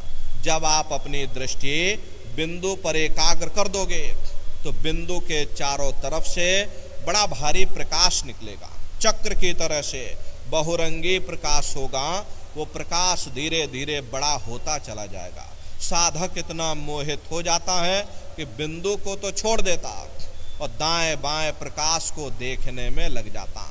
प्रेमी भाई बहनों, आपको दाएं बाएं नहीं देखना। अगर दाएं बाएं प्रकाश को देखने में लग जाओगे तो प्रकाश भी गायब हो जाएगा, वो बिंदु भी गायब हो जाएगा, फिर अंतर में अंधेरा छा जाएगा, फिर आपको उतनी मेहनत करनी पड़ेगी। इसलिए दाएं बाएं बिल्कुल मत देखिएगा। आपका निशाना उस बिंदु पर टिका रहे जिसमें से वो प्रकाश निकल रहा। वही बिंदु दरवाजा है, वही बिंदु खिड़की है। उसी को हरि का द्वार यानी कि हरिद्वार कहा गया। बहुत विशाल वो दरवाजा। ये संसार तो कुछ नहीं है, ऐसे लाखों संसार इकट्ठे करके एक साथ दरवाजे के अंदर डाल दिए जाएं, पता तक नहीं चलेगा। इतना विशाल वो हरि का द्वार तुम्हारे अंदर बना। प्रेमी भाई बहनों, आप दरवाजे के अंदर दाखिल हो जाओगे, बहुत बड़ा मैदान सामने दिखाई पड़ेगा, उसी मैदान में जाकर के खड़े हो जाओगे। प्रेमी भाई बहनों, अंतर में सतगुरु का नूरी स्वरूप का दर्शन होगा। तो प्रेमी भाई बहनों, ये ध्यान करने का तरीका है। एक बार फिर से आप लोग समझ लो कैसे आपको ध्यान करना है। आंखों को बंद कर लेना, दोनों आंखों के मध्य भाग में दूर सामने देखिएगा, सामने अंधेरा दिखाई देगा। बस उसी अंधेरे में एक जगह पर आप अपनी दृष्टि को एकाग्र करिएगा। होशियारी यही रहे, आंखों की पुतलियां हिलने ना पाएं। किसी के बारे में आप सोचना नहीं, किसी के बारे में विचार मत करिएगा। प्रेमी भाई बहनों, शून्य हो करके बस सामने अंधेरे को देखते रहो। एक टक हो करके आप उस अंधेरे को देखते रहो। बस इतना ही काम करना है, खाली आपको बैठना ही है। अरे दुनिया का धन कमाने के लिए आपको मेहनत करनी पड़ती है, लेकिन परमात्मा को प्राप्त करने के लिए आपको कोई मेहनत नहीं करनी है, बस आपको बैठना ही तो है।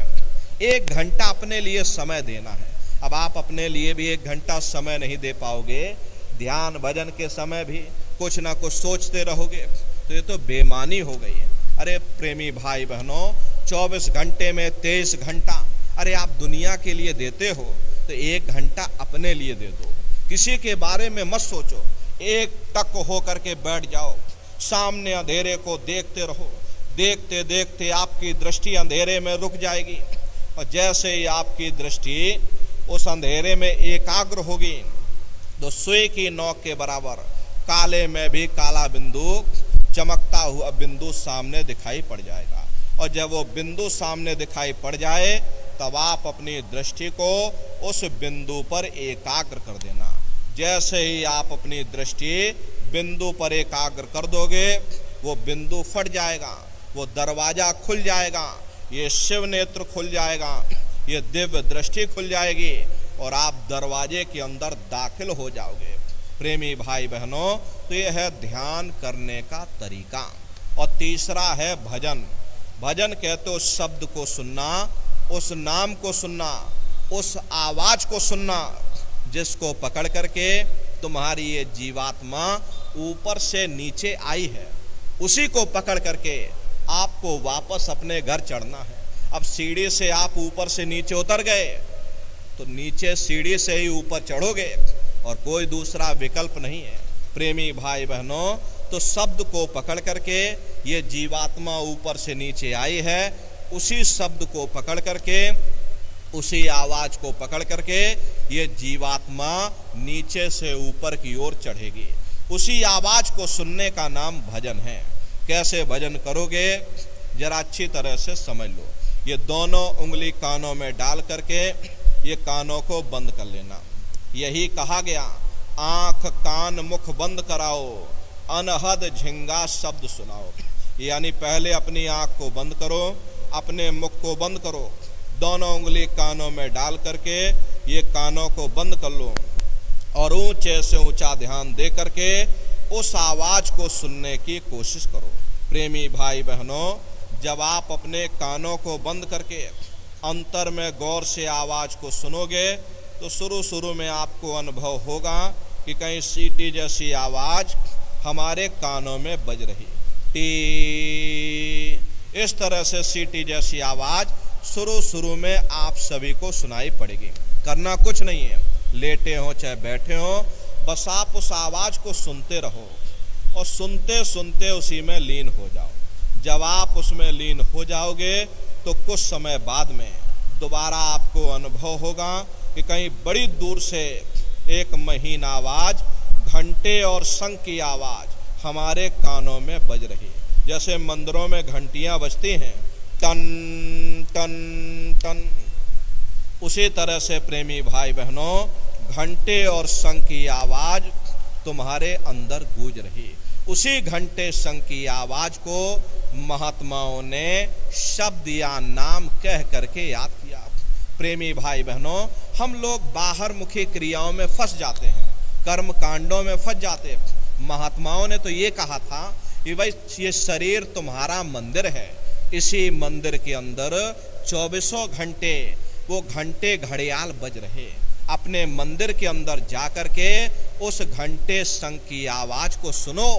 लेकिन हम दुनिया के जीव दुर्भाग्यवश प्रेमी भाई बहनों बाहर मुखी क्रियाओं में फंस जाते, बाहर मुखी क्रियाओं में फंस करके अपने जीवन को बर्बाद कर देते। तो महात्मा कहते हैं भाई अपने अंदर जाकर के उस घंटे शंख की आवाज को सुनो।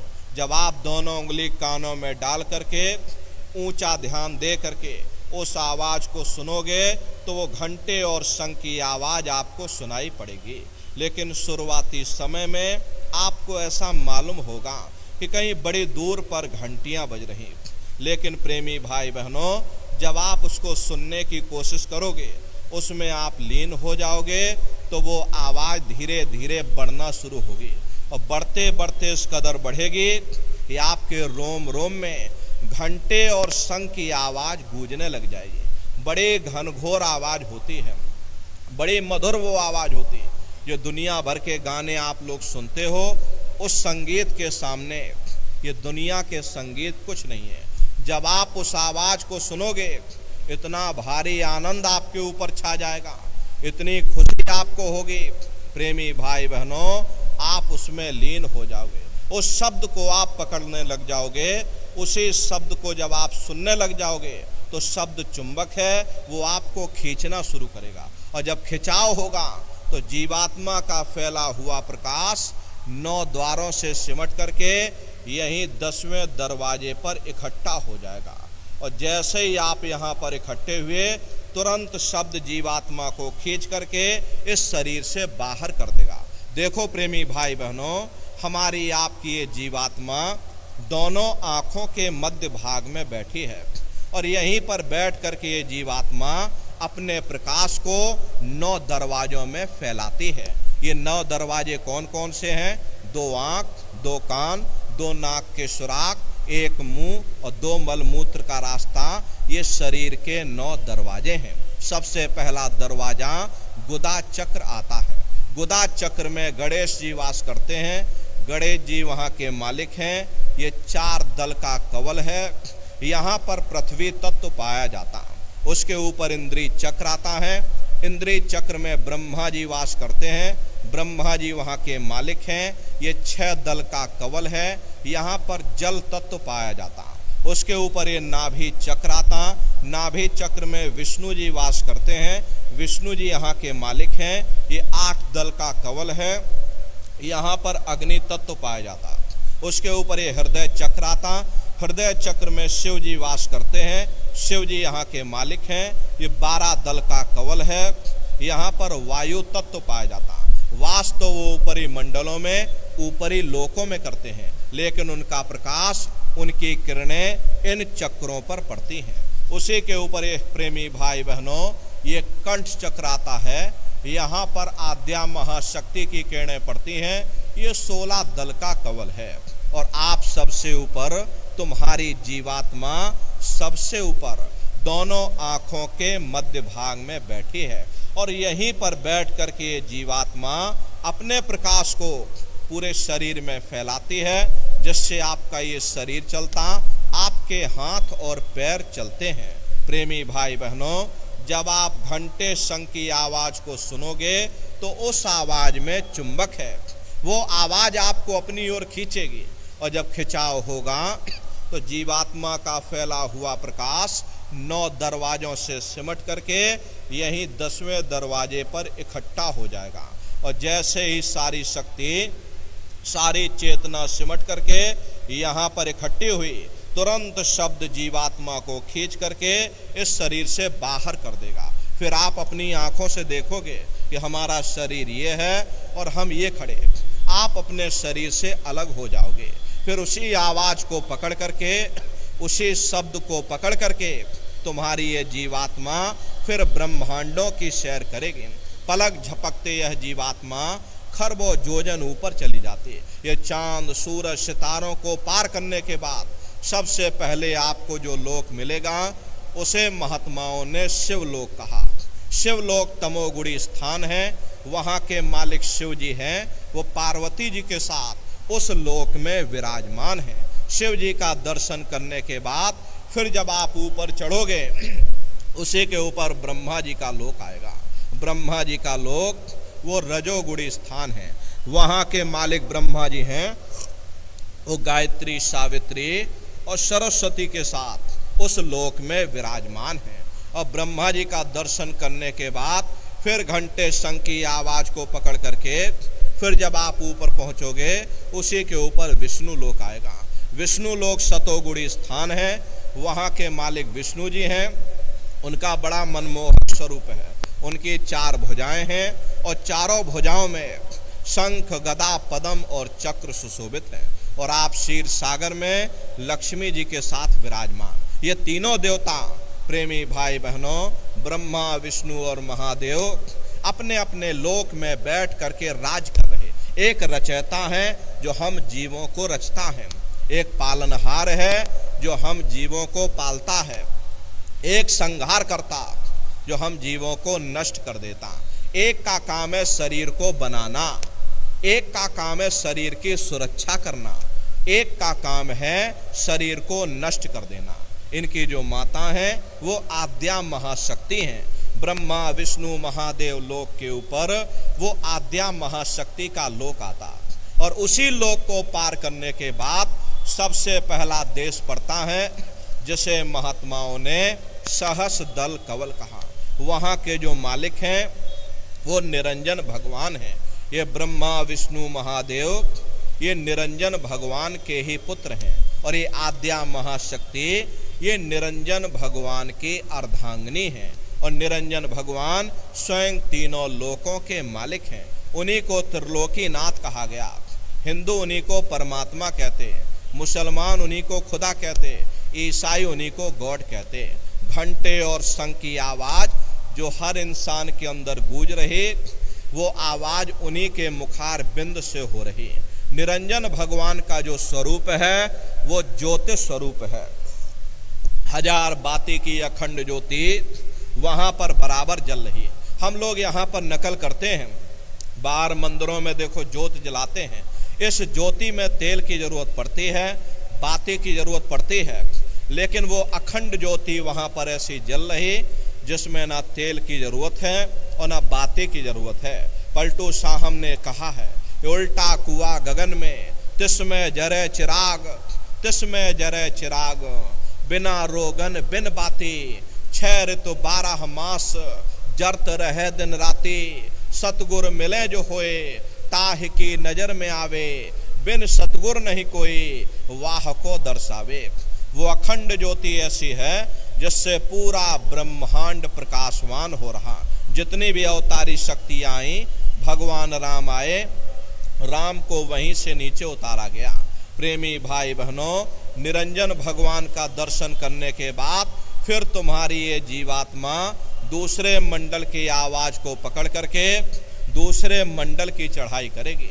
श्याम तज श्वेत को गहना, सुरत को तान धुन सुनना, और बंक के द्वार धस बैठो और त्रिकुटी जाय कर लेना। उसी के ऊपर दूसरा लोक आता है जिसे महात्माओं ने त्रिकुटी देश कहा। प्रेमी भाई बहनों, वहाँ के जो मालिक हैं वो ब्रह्म हैं। दूसरे मंडल के जो स्वामी हैं वो ब्रह्म हैं। प्रेमी भाई बहनों, वहाँ के मालिक ब्रह्म हैं। प्रेमी भाई बहनों, दूसरे मंडल पर जाकर के ये जीवात्मा ब्रह्म का दर्शन करती है। और ब्रह्म का दर्शन करने के बाद फिर तुम्हारी ये जीवात्मा तीसरे मंडल की आवाज को पकड़ करके और तीसरे मंडल की चढ़ाई करेगी।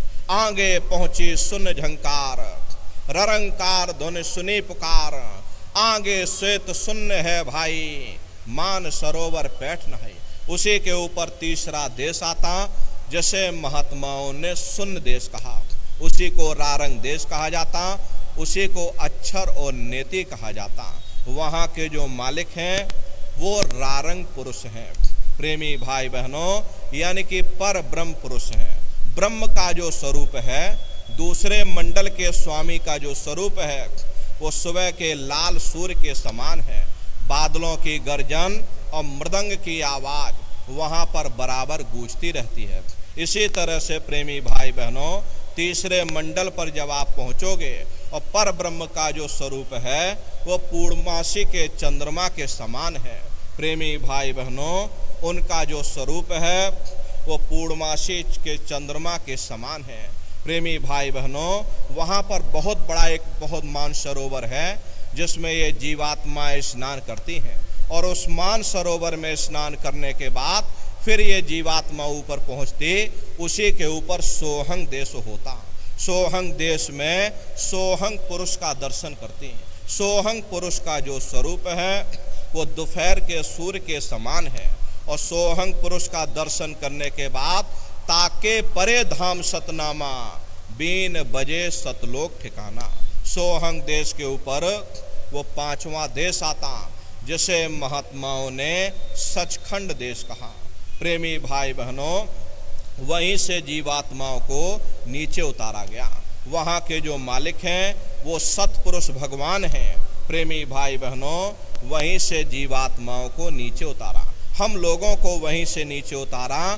फिर शब्द को पकड़ करके शब्द शब्द पौड़ी पर चढ़कर, प्रेमी भाई बहनों, शब्द को पकड़ करके ये जीवात्मा मंजिल दर मंजिल अपने घर सचखंड में पहुंच जाती है। तो शब्द को पकड़ करके ये जीवात्मा ऊपर से नीचे आई है, तो शब्द को ही पकड़ करके ये जीवात्मा नीचे से ऊपर को चढ़ेगी।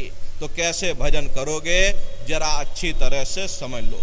ये दोनों उंगली कानों में डाल करके ये कानों को बंद कर लेना, आँख और कान को बंद कर लेना, ऊंचा ध्यान दे करके सुनिएगा।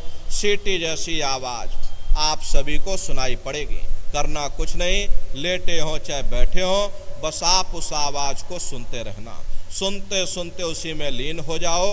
कुछ समय बाद में दोबारा आपको अनुभव होगा कि कहीं बड़ी दूर से एक महीन आवाज, घंटे और शंख की आवाज हमारे कानों में बज रही, और जब घंटे शंख की आवाज आपको सुनाई पड़ने लग जाए तब आप सीटी की आवाज को छोड़ देना और घंटे शंख की आवाज को पकड़ लेना।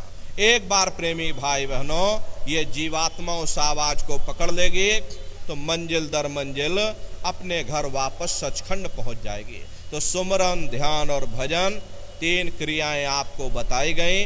नित्य नियम से आप लोग करिएगा। रास्ता सच्चा है, आप करोगे, आपको अनुभव होगा, दिखाई भी पड़ेगा और सुनाई भी पड़ेगा, लेकिन नित्य नियम से करिएगा। नागा नहीं होना चाहिए। एक दिन का नागा आपको एक महीना पीछे ले जाएगा, इसलिए नागा मत करिएगा। नित्य सुरत शब्द नाम की कमाई यानी सुमरन, ध्यान, भजन आप सभी लोग बराबर करिएगा। यही दौलत तुम्हारे काम आएगी, बाकी सब यहीं पड़ा रह जाएगा। सुई की एक नोक भी तुम्हारे साथ में जाने वाली नहीं है। बड़े बड़े राजे महाराजे आए, सारी जिंदगी उन्होंने किला बनाते बनाते गुजार दिया। आज उनके किलों को जाकर देखिए, आज खंडहर बने पड़े हुए। प्रेमी भाई बहनों, एक समय हमारा भी आएगा, इसलिए समय रहते हुए अपनी जीवात्मा के कल्याण के लिए, हमको अपनी जीवात्मा के कल्याण के लिए वो दौलत कमा लेनी चाहिए जिससे कि हम जन्म मरण के बंधनों से हमेशा के लिए आज़ाद हो जाएं। अगर हमने दौलत न कमाई तो नरकों और चौरासियों में भटकते रह जाएंगे, जन्म मरण की असहनीय वेदनाओं को सहते रह जाएंगे। इसलिए अभी मौका मिला, ये मनुष्य शरीर आपको मिल गया, इस मनुष्य रूपी मंदिर में बैठ करके सुमरन, ध्यान और भजन यानी कि सुरत शब्द नाम की कमाई आप सभी लोग बराबर करिएगा। और देखो प्रेमी भाई बहनों, सभी लोग शाकाहारी रहिएगा, क्योंकि हमारे गुरु महाराज ने शाकाहार पर विशेष जोर दिया। गुरु महाराज हमारे कहते थे कि बच्चे बच्चियों तुम लोग शाकाहारी रहना, शाकाहार का प्रचार बराबर करते रहना, इसी से देश और दुनिया में भारी परिवर्तन होगा। प्रेमी भाई बहनों, परिवर्तन कोई कानून बनाने से नहीं होता, परिवर्तन कोई आंदोलन या तोड़फोड़ करने से नहीं होता। परिवर्तन तब होता है जब लोगों के विचार बदलते, लोगों की भावनाएं बदलती हैं, और विचार जब बदलेंगे जब लोगों का खान पान शुद्ध होगा। देसी कहावत है, जैसा खाए अन्न वैसा होए मन। जब इंसान पशुवृत्ति भोजन करेगा तो उसकी बुद्धि स्वतः ही पशुओं जैसी हो जाएगी, सोच विचार उसका चिंतन स्वतः ही पशुओं जैसा हो जाएगा। फिर जिस शराब के नशे में माँ बहन बेटी की पहचान खत्म हो जाए, उस शराब को पी करके यह कैसे पता चलेगा कि क्या अच्छा और क्या बुरा है। यही कारण है कि आज घर समाज में ये दुनिया भर के अत्याचार और दुनिया भर के व्यभिचार फैले हुए। इसलिए प्रेमी भाई बहनों, हमारी आपसे प्रार्थना है कि आप सभी लोग शाकाहारी रहिएगा। शाकाहार का प्रचार अपने अपने क्षेत्रों में बराबर आप सभी लोग करते रहिएगा। गुरु महाराज हम प्रेमी भाई बहनों को ये आदेश दे करके गए, ये सेवा सौंप करके गए। इसीलिए आपसे हमारी प्रार्थना है, मास महीने में एक बार अपने अपने जिले में सामूहिक रूप से इकट्ठे हो करके शाकाहार का प्रचार प्रसार व्यापक पैमाने पर आप सभी प्रेमी भाई बहन करिएगा। प्रेमी भाई बहनों, गुरु महाराज की दया कृपा से शाकाहार के प्रचार के माध्यम से प्रेमी भाई बहनों, गुरु महाराज का ये संदेश जन जन के बीच में पहुंचेगा। इसीलिए हमारी आपसे प्रार्थना है, जो आदेश दे करके गुरु महाराज गए, गुरु का आदेश ही हम प्रेमियों के लिए गुरु भक्ति है। इसलिए आपसे प्रार्थना है, सभी प्रेमी भाई बहन अपने अपने जिलों में व्यापक पैमाने पर सभी लोग एक जगह इकट्ठे हो करके शाकाहार का प्रचार, एक तारीख आप लोग महीने में निश्चित कर लीजिए कि हमको इस तारीख को बड़े पैमाने पर शाकाहार का प्रचार करना है। आप सभी प्रेमी भाई बहन इकट्ठे हो करके गुरु महाराज के संदेशों को जन जन के बीच में पहुंचाइएगा। और प्रेमी भाई बहनों, देखिए अभी गुरु पूर्णिमा का कार्यक्रम 19 जुलाई से और 23 जुलाई तक प्रेमी भाई बहनों यहीं पर मथुरा दरबार में मनाया जाएगा। तारीख आप सभी लोग याद रखिएगा, 19 जुलाई से और 23 जुलाई तक गुरु पूर्णिमा का ये पावन पर्व है। आप सभी प्रेमी भाई बहन गुरु पूर्णिमा के कार्यक्रम में सपरिवार सादर आमंत्रित हैं। आप लोग पधारिएगा, अपने अपने बच्चों को भी साथ में ले करके आइएगा। प्रेमी भाई बहनों, हम लोग ये सोचते हैं, अरे बच्चे क्या करेंगे ले जाकर, ये बच्चे छोटे हैं, इनको घर में रहने दो। अरे प्रेमी भाई बहनों, संस्कार कैसे पढ़ेंगे? संस्कार जब पढ़ेंगे जब हम अपने अपने बच्चों को अपने साथ दरबार में ले करके आएंगे, अपने साथ सत्संग में बैठाएंगे। सत्संग के माध्यम से उनके हृदय में परिवर्तन होगा, विचारों में परिवर्तन होगा। इसलिए अपने अपने बच्चों को भी साथ में ले करके आया करो। तो देखिए गुरु पूर्णिमा का कार्यक्रम है, तारीख आप सभी लोग याद करिएगा, 19 जुलाई से और 23 जुलाई तक गुरु पूर्णिमा का ये महापावन पुनीत पर्व होगा। आप सभी प्रेमी भाई बहन गुरु पूर्णिमा के पावन पर्व पर सपरिवार सादर आमंत्रित हैं। आप लोग पधारिएगा। गुरु महाराज के इस पावन पुनीत भंडारे के शुभ अवसर पर हम परम पूज्य स्वामी जी महाराज के श्री चरणों में यही अरदास, यही कामना करते हैं कि हे मालिक, हम सभी प्रेमी भाई बहनों को अपनी पनाह में बनाए रखना, अपने चरणों में लगाए रखना। हम सभी प्रेमी भाई बहन अपने दरबार से जुड़े रहें। प्रेमी भाई बहनों, ये हम प्रेमियों का दरबार है, हम प्रेमियों का गुरुद्वारा है। इसीलिए आप प्रेमी भाई बहनों, आपसे भी हमारी प्रार्थना है, बराबर दरबार में आप लोग आते जाते रहिएगा। यहाँ की मिट्टी को अरे अपने माथे से लगाइए, ये पावन मिट्टी है, इससे आपके पाप नष्ट होंगे। देखो गुरु महाराज सत्संग में कहानी सुनाते थे कि शंकर भगवान और पार्वती जी चले जा रहे, चलते चलते शंकर जी ने जमीन पर लेट करके दंडवत प्रणाम किया। पार्वती जी ने पूछा कि भगवान ये बताइए, यहाँ ना कोई पेड़ है, ना पशु है, ना कोई पंछी है, अरे आप किसको प्रणाम कर रहे हैं? तब शंकर जी ने उत्तर दिया कि पार्वती या भूमि की और क्या कहूँ वर्णन भाग्य, और 10,000 वर्ष पूर्व संत रहे यही जाग। कि पार्वती, इस जमीन के बहुत बड़े भाग्य हैं। आज से 10,000 वर्ष पहले एक संत महात्मा इस जमीन पर आकर सत्संग कर गए थे। ये जमीन बहुत पवित्र है, मैं जमीन को प्रणाम कर रहा हूँ। अरे आज हमारे गुरु महाराज 50 वर्ष यहाँ के कण कण में उनके चरण पड़े हुए। ये पावन भूमि है। इस पावन भूमि पर गुरु महाराज के भंडारे के अवसर पर आप सभी प्रेमी भाई बहन पधारे हुए हो। प्रेमी भाई बहनों, गुरु महाराज के श्री चरणों में समस्त प्रेमी भाई बहनों की तरफ से हम यही अरदास, यही कामना मालिक से करते हैं कि हे मालिक, हम सभी प्रेमी भाई बहनों को हमेशा अपने चरणों में लगाए रखना, अपने पनाह में बनाए रखना, संगत की सेवाओं में जोड़े रखना। हम सभी प्रेमी भाई बहन प्रेम और प्यार के साथ आपके संदेशों को जन जन के बीच में पहुंचाते रहें। हम लोग संगत की सेवाएं करते रहें। यही प्रार्थना, यही अरदास गुरु महाराज के श्री चरणों में करते हुए आप सभी प्रेमी भाई बहनों को भंडारे के शुभ अवसर पर आप सभी प्रेमी भाई बहनों को बहुत बहुत साधुवाद है। देखो प्रेमी भाई बहनों, भंडारे का ये पूजन मंदिर में शुरू हो चुका है।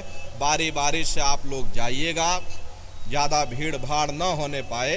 बारी बारी से आप सभी प्रेमी भाई बहन जा करके मंदिर में पूजन प्रसाद करके और प्रसाद ले करके, प्रेमी भाई बहनों, प्रसाद को ले करके घर जाइएगा। हारी बीमारी, दुख दर्द, तकलीफ में ये आपको फायदा पहुंचाएगा। प्रेमी भाई बहनों, मान लो कोई बीमार हो जाए, प्रेमी भाई बहनों, ऐसी विषम परिस्थितियों में जब कोई आपका सहारा न बने, उस समय यही दाने का प्रसाद आप उसके मुख में डाल देना। 10 बार जय गुरुदेव नाम बोलना। गुरु महाराज की दया कृपा से प्रेमी भाई बहनों उसको लाभ प्राप्त होगा। तो ये प्रसाद आप सभी लोग लेकर के जाइएगा। दरबार से संकल्प बना लीजिए कि हम सभी प्रेमी भाई बहन अपने गुरु महाराज के जो संदेश गुरु महाराज दे करके गए, जो आदेश गुरु महाराज दे करके गए, शाकाहार का प्रचार प्रसार व्यापक पैमाने पर अपने अपने जिलों में ये अभियान बराबर चलाते रहेंगे। इसी के साथ अब हम अपनी वाणी को विराम देते हैं। आप सभी प्रेमी भाई बहनों को बहुत बहुत साधुवाद है। अभी आप लोग बैठे रहिएगा। एक प्रार्थना सभी प्रेमी भाई बहन बैठ करके कर लीजिए, उसके बाद ये समापन हो जाएगा। तो सभी प्रेमी भाई बहन बैठ करके मालिक को याद करते हुए एक प्रार्थना आप लोग करिएगा। बोलो जय गुरुदेव, जय गुरुदेव, जय गुरुदेव, जय गुरुदेव। गुरु महिमा है अपार जगत में, गुरु महिमा है अपार, गुरु महिमा है अपार जगत में, गुरु महिमा है अपार, गुरु महिमा है अपार जगत में, गुरु महिमा है अपार, गुरु महिमा है अपार जगत में, गुरु महिमा है अपार। गुरु कृपा से कितने ही तार गए, गुरु कृपा से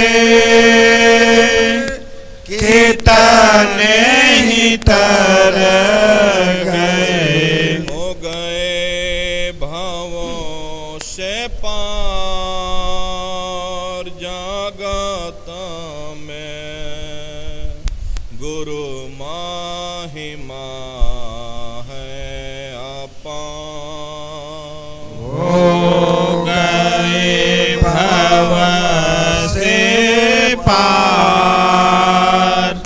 जगत में गुरु महिमा है अपार। पत्थर में भी प्राण पुगाते, पत्थर में भी प्राण पुगाते, जड़ को चेतन वांथ बनाते, जड़ को चेतन वंत बनाते, प्रेम दया भंडार जगत में गुरु महिमा है अपार। प्रेम दया भंडार जगत में गुरु महिमा है अपार। गुरु महिमा है अपार जगत में, गुरु महिमा है अपार। गुरु महिमा है अपार जगत में, गुरु महिमा है अपार। सब प्रेमी मिला जो ले कर गाओ, सब प्रेमी मिला जुल कर गाओ, सब प्रेमी मिला जो ले कर गाओ, सब प्रेमी मिला जुल कर गाओ, गुरु नाम की धूम मचाओ, गुरु नाम की धूम मचाओ, गुरु नाम है सार जगत में, गुरु महिमा है अपार। गुरु नाम है सार जगत में, गुरु महिमा है अपार। गुरु महिमा है अपार जगत में, गुरु महिमा है अपार।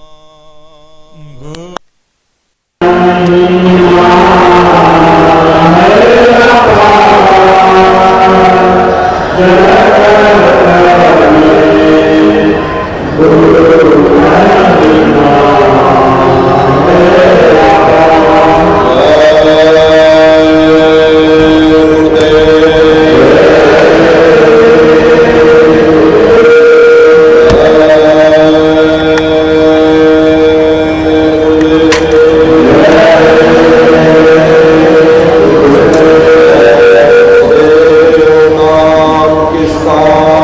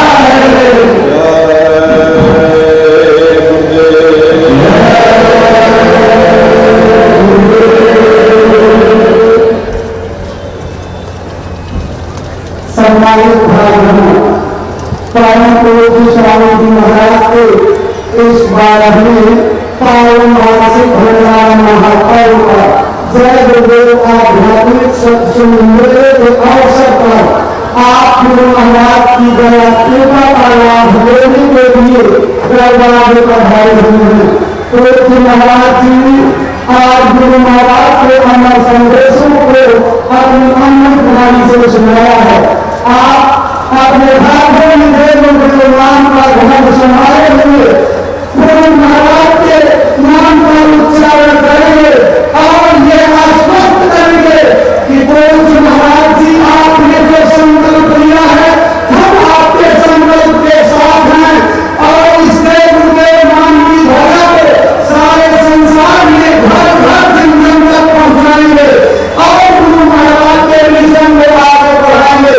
जिस तरह से सदाचार के प्रचार का इशारा पूज्य महाराज जी ने किया है, अपने अपने दिनों में एक तारीख निश्चित करके पूज्य महाराज जी के आदेश अनुसार सारे संगी भाई बहन इकट्ठा होकर के शाकाहार का प्रचार करिए, इतना छोड़ का प्रचार करिए कि गुरु महाराज का ये शाकाहारी मिशन लोगों के दिल दिमाग में बैठ जाए और भारत की धरती पर आध्यात्मिक और वैचारिक क्रांति की लहर पैदा हो जाए।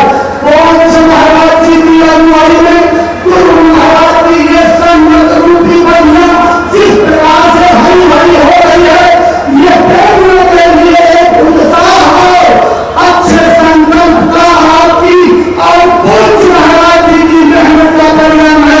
प्रेमियों गुरु महाराज के चरणों में संकल्प लेकर जाइए कि पूज्य महाराज जी आपके आदेश अनुसार हमको जहाँ भी आदेश होगा हम गुरु महाराज के संदेशों को लेकर के लोगों के बीच में जन तक पहुँचाने के लिए जाएंगे, लोगों को गुरु महाराज के मिशन की जानकारी देंगे और लोगों को गुरु महाराज के दरबार से छोड़ेंगे, उन्हें दरबार में ला करके जीवन और जीवन को सफल बनाने के लिए उनको राम जुड़ाएंगे, गाँव गाँव में धर्म लेने की स्थापना करेंगे और सारे देश में शांति सुकून लाने का, प्रेम और सद्भाव फैलाने का, नैतिकता चरित्र उत्थान और साराहार नशा मुक्ति का अभियान चला करके इस देश को जागृत करेंगे और एक नए भारत का निर्माण करेंगे।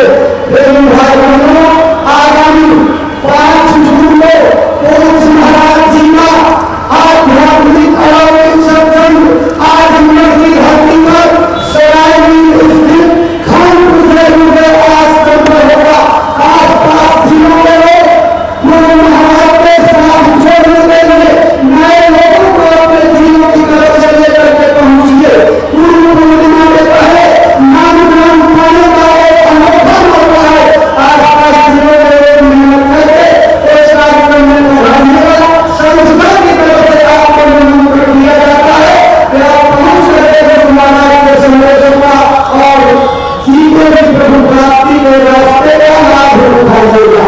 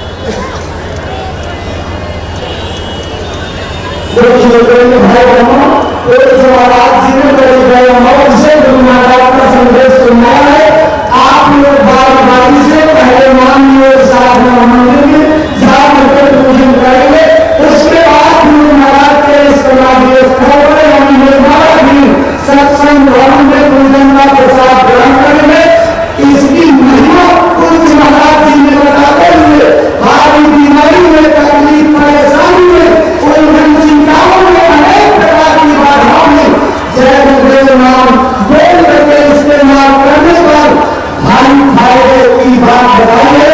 आप इस प्रसाद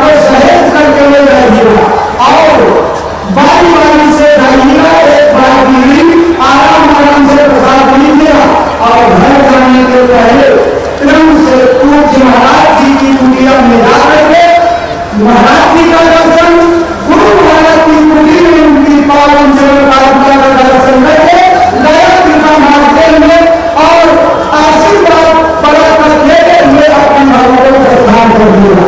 जय गुरुदेव।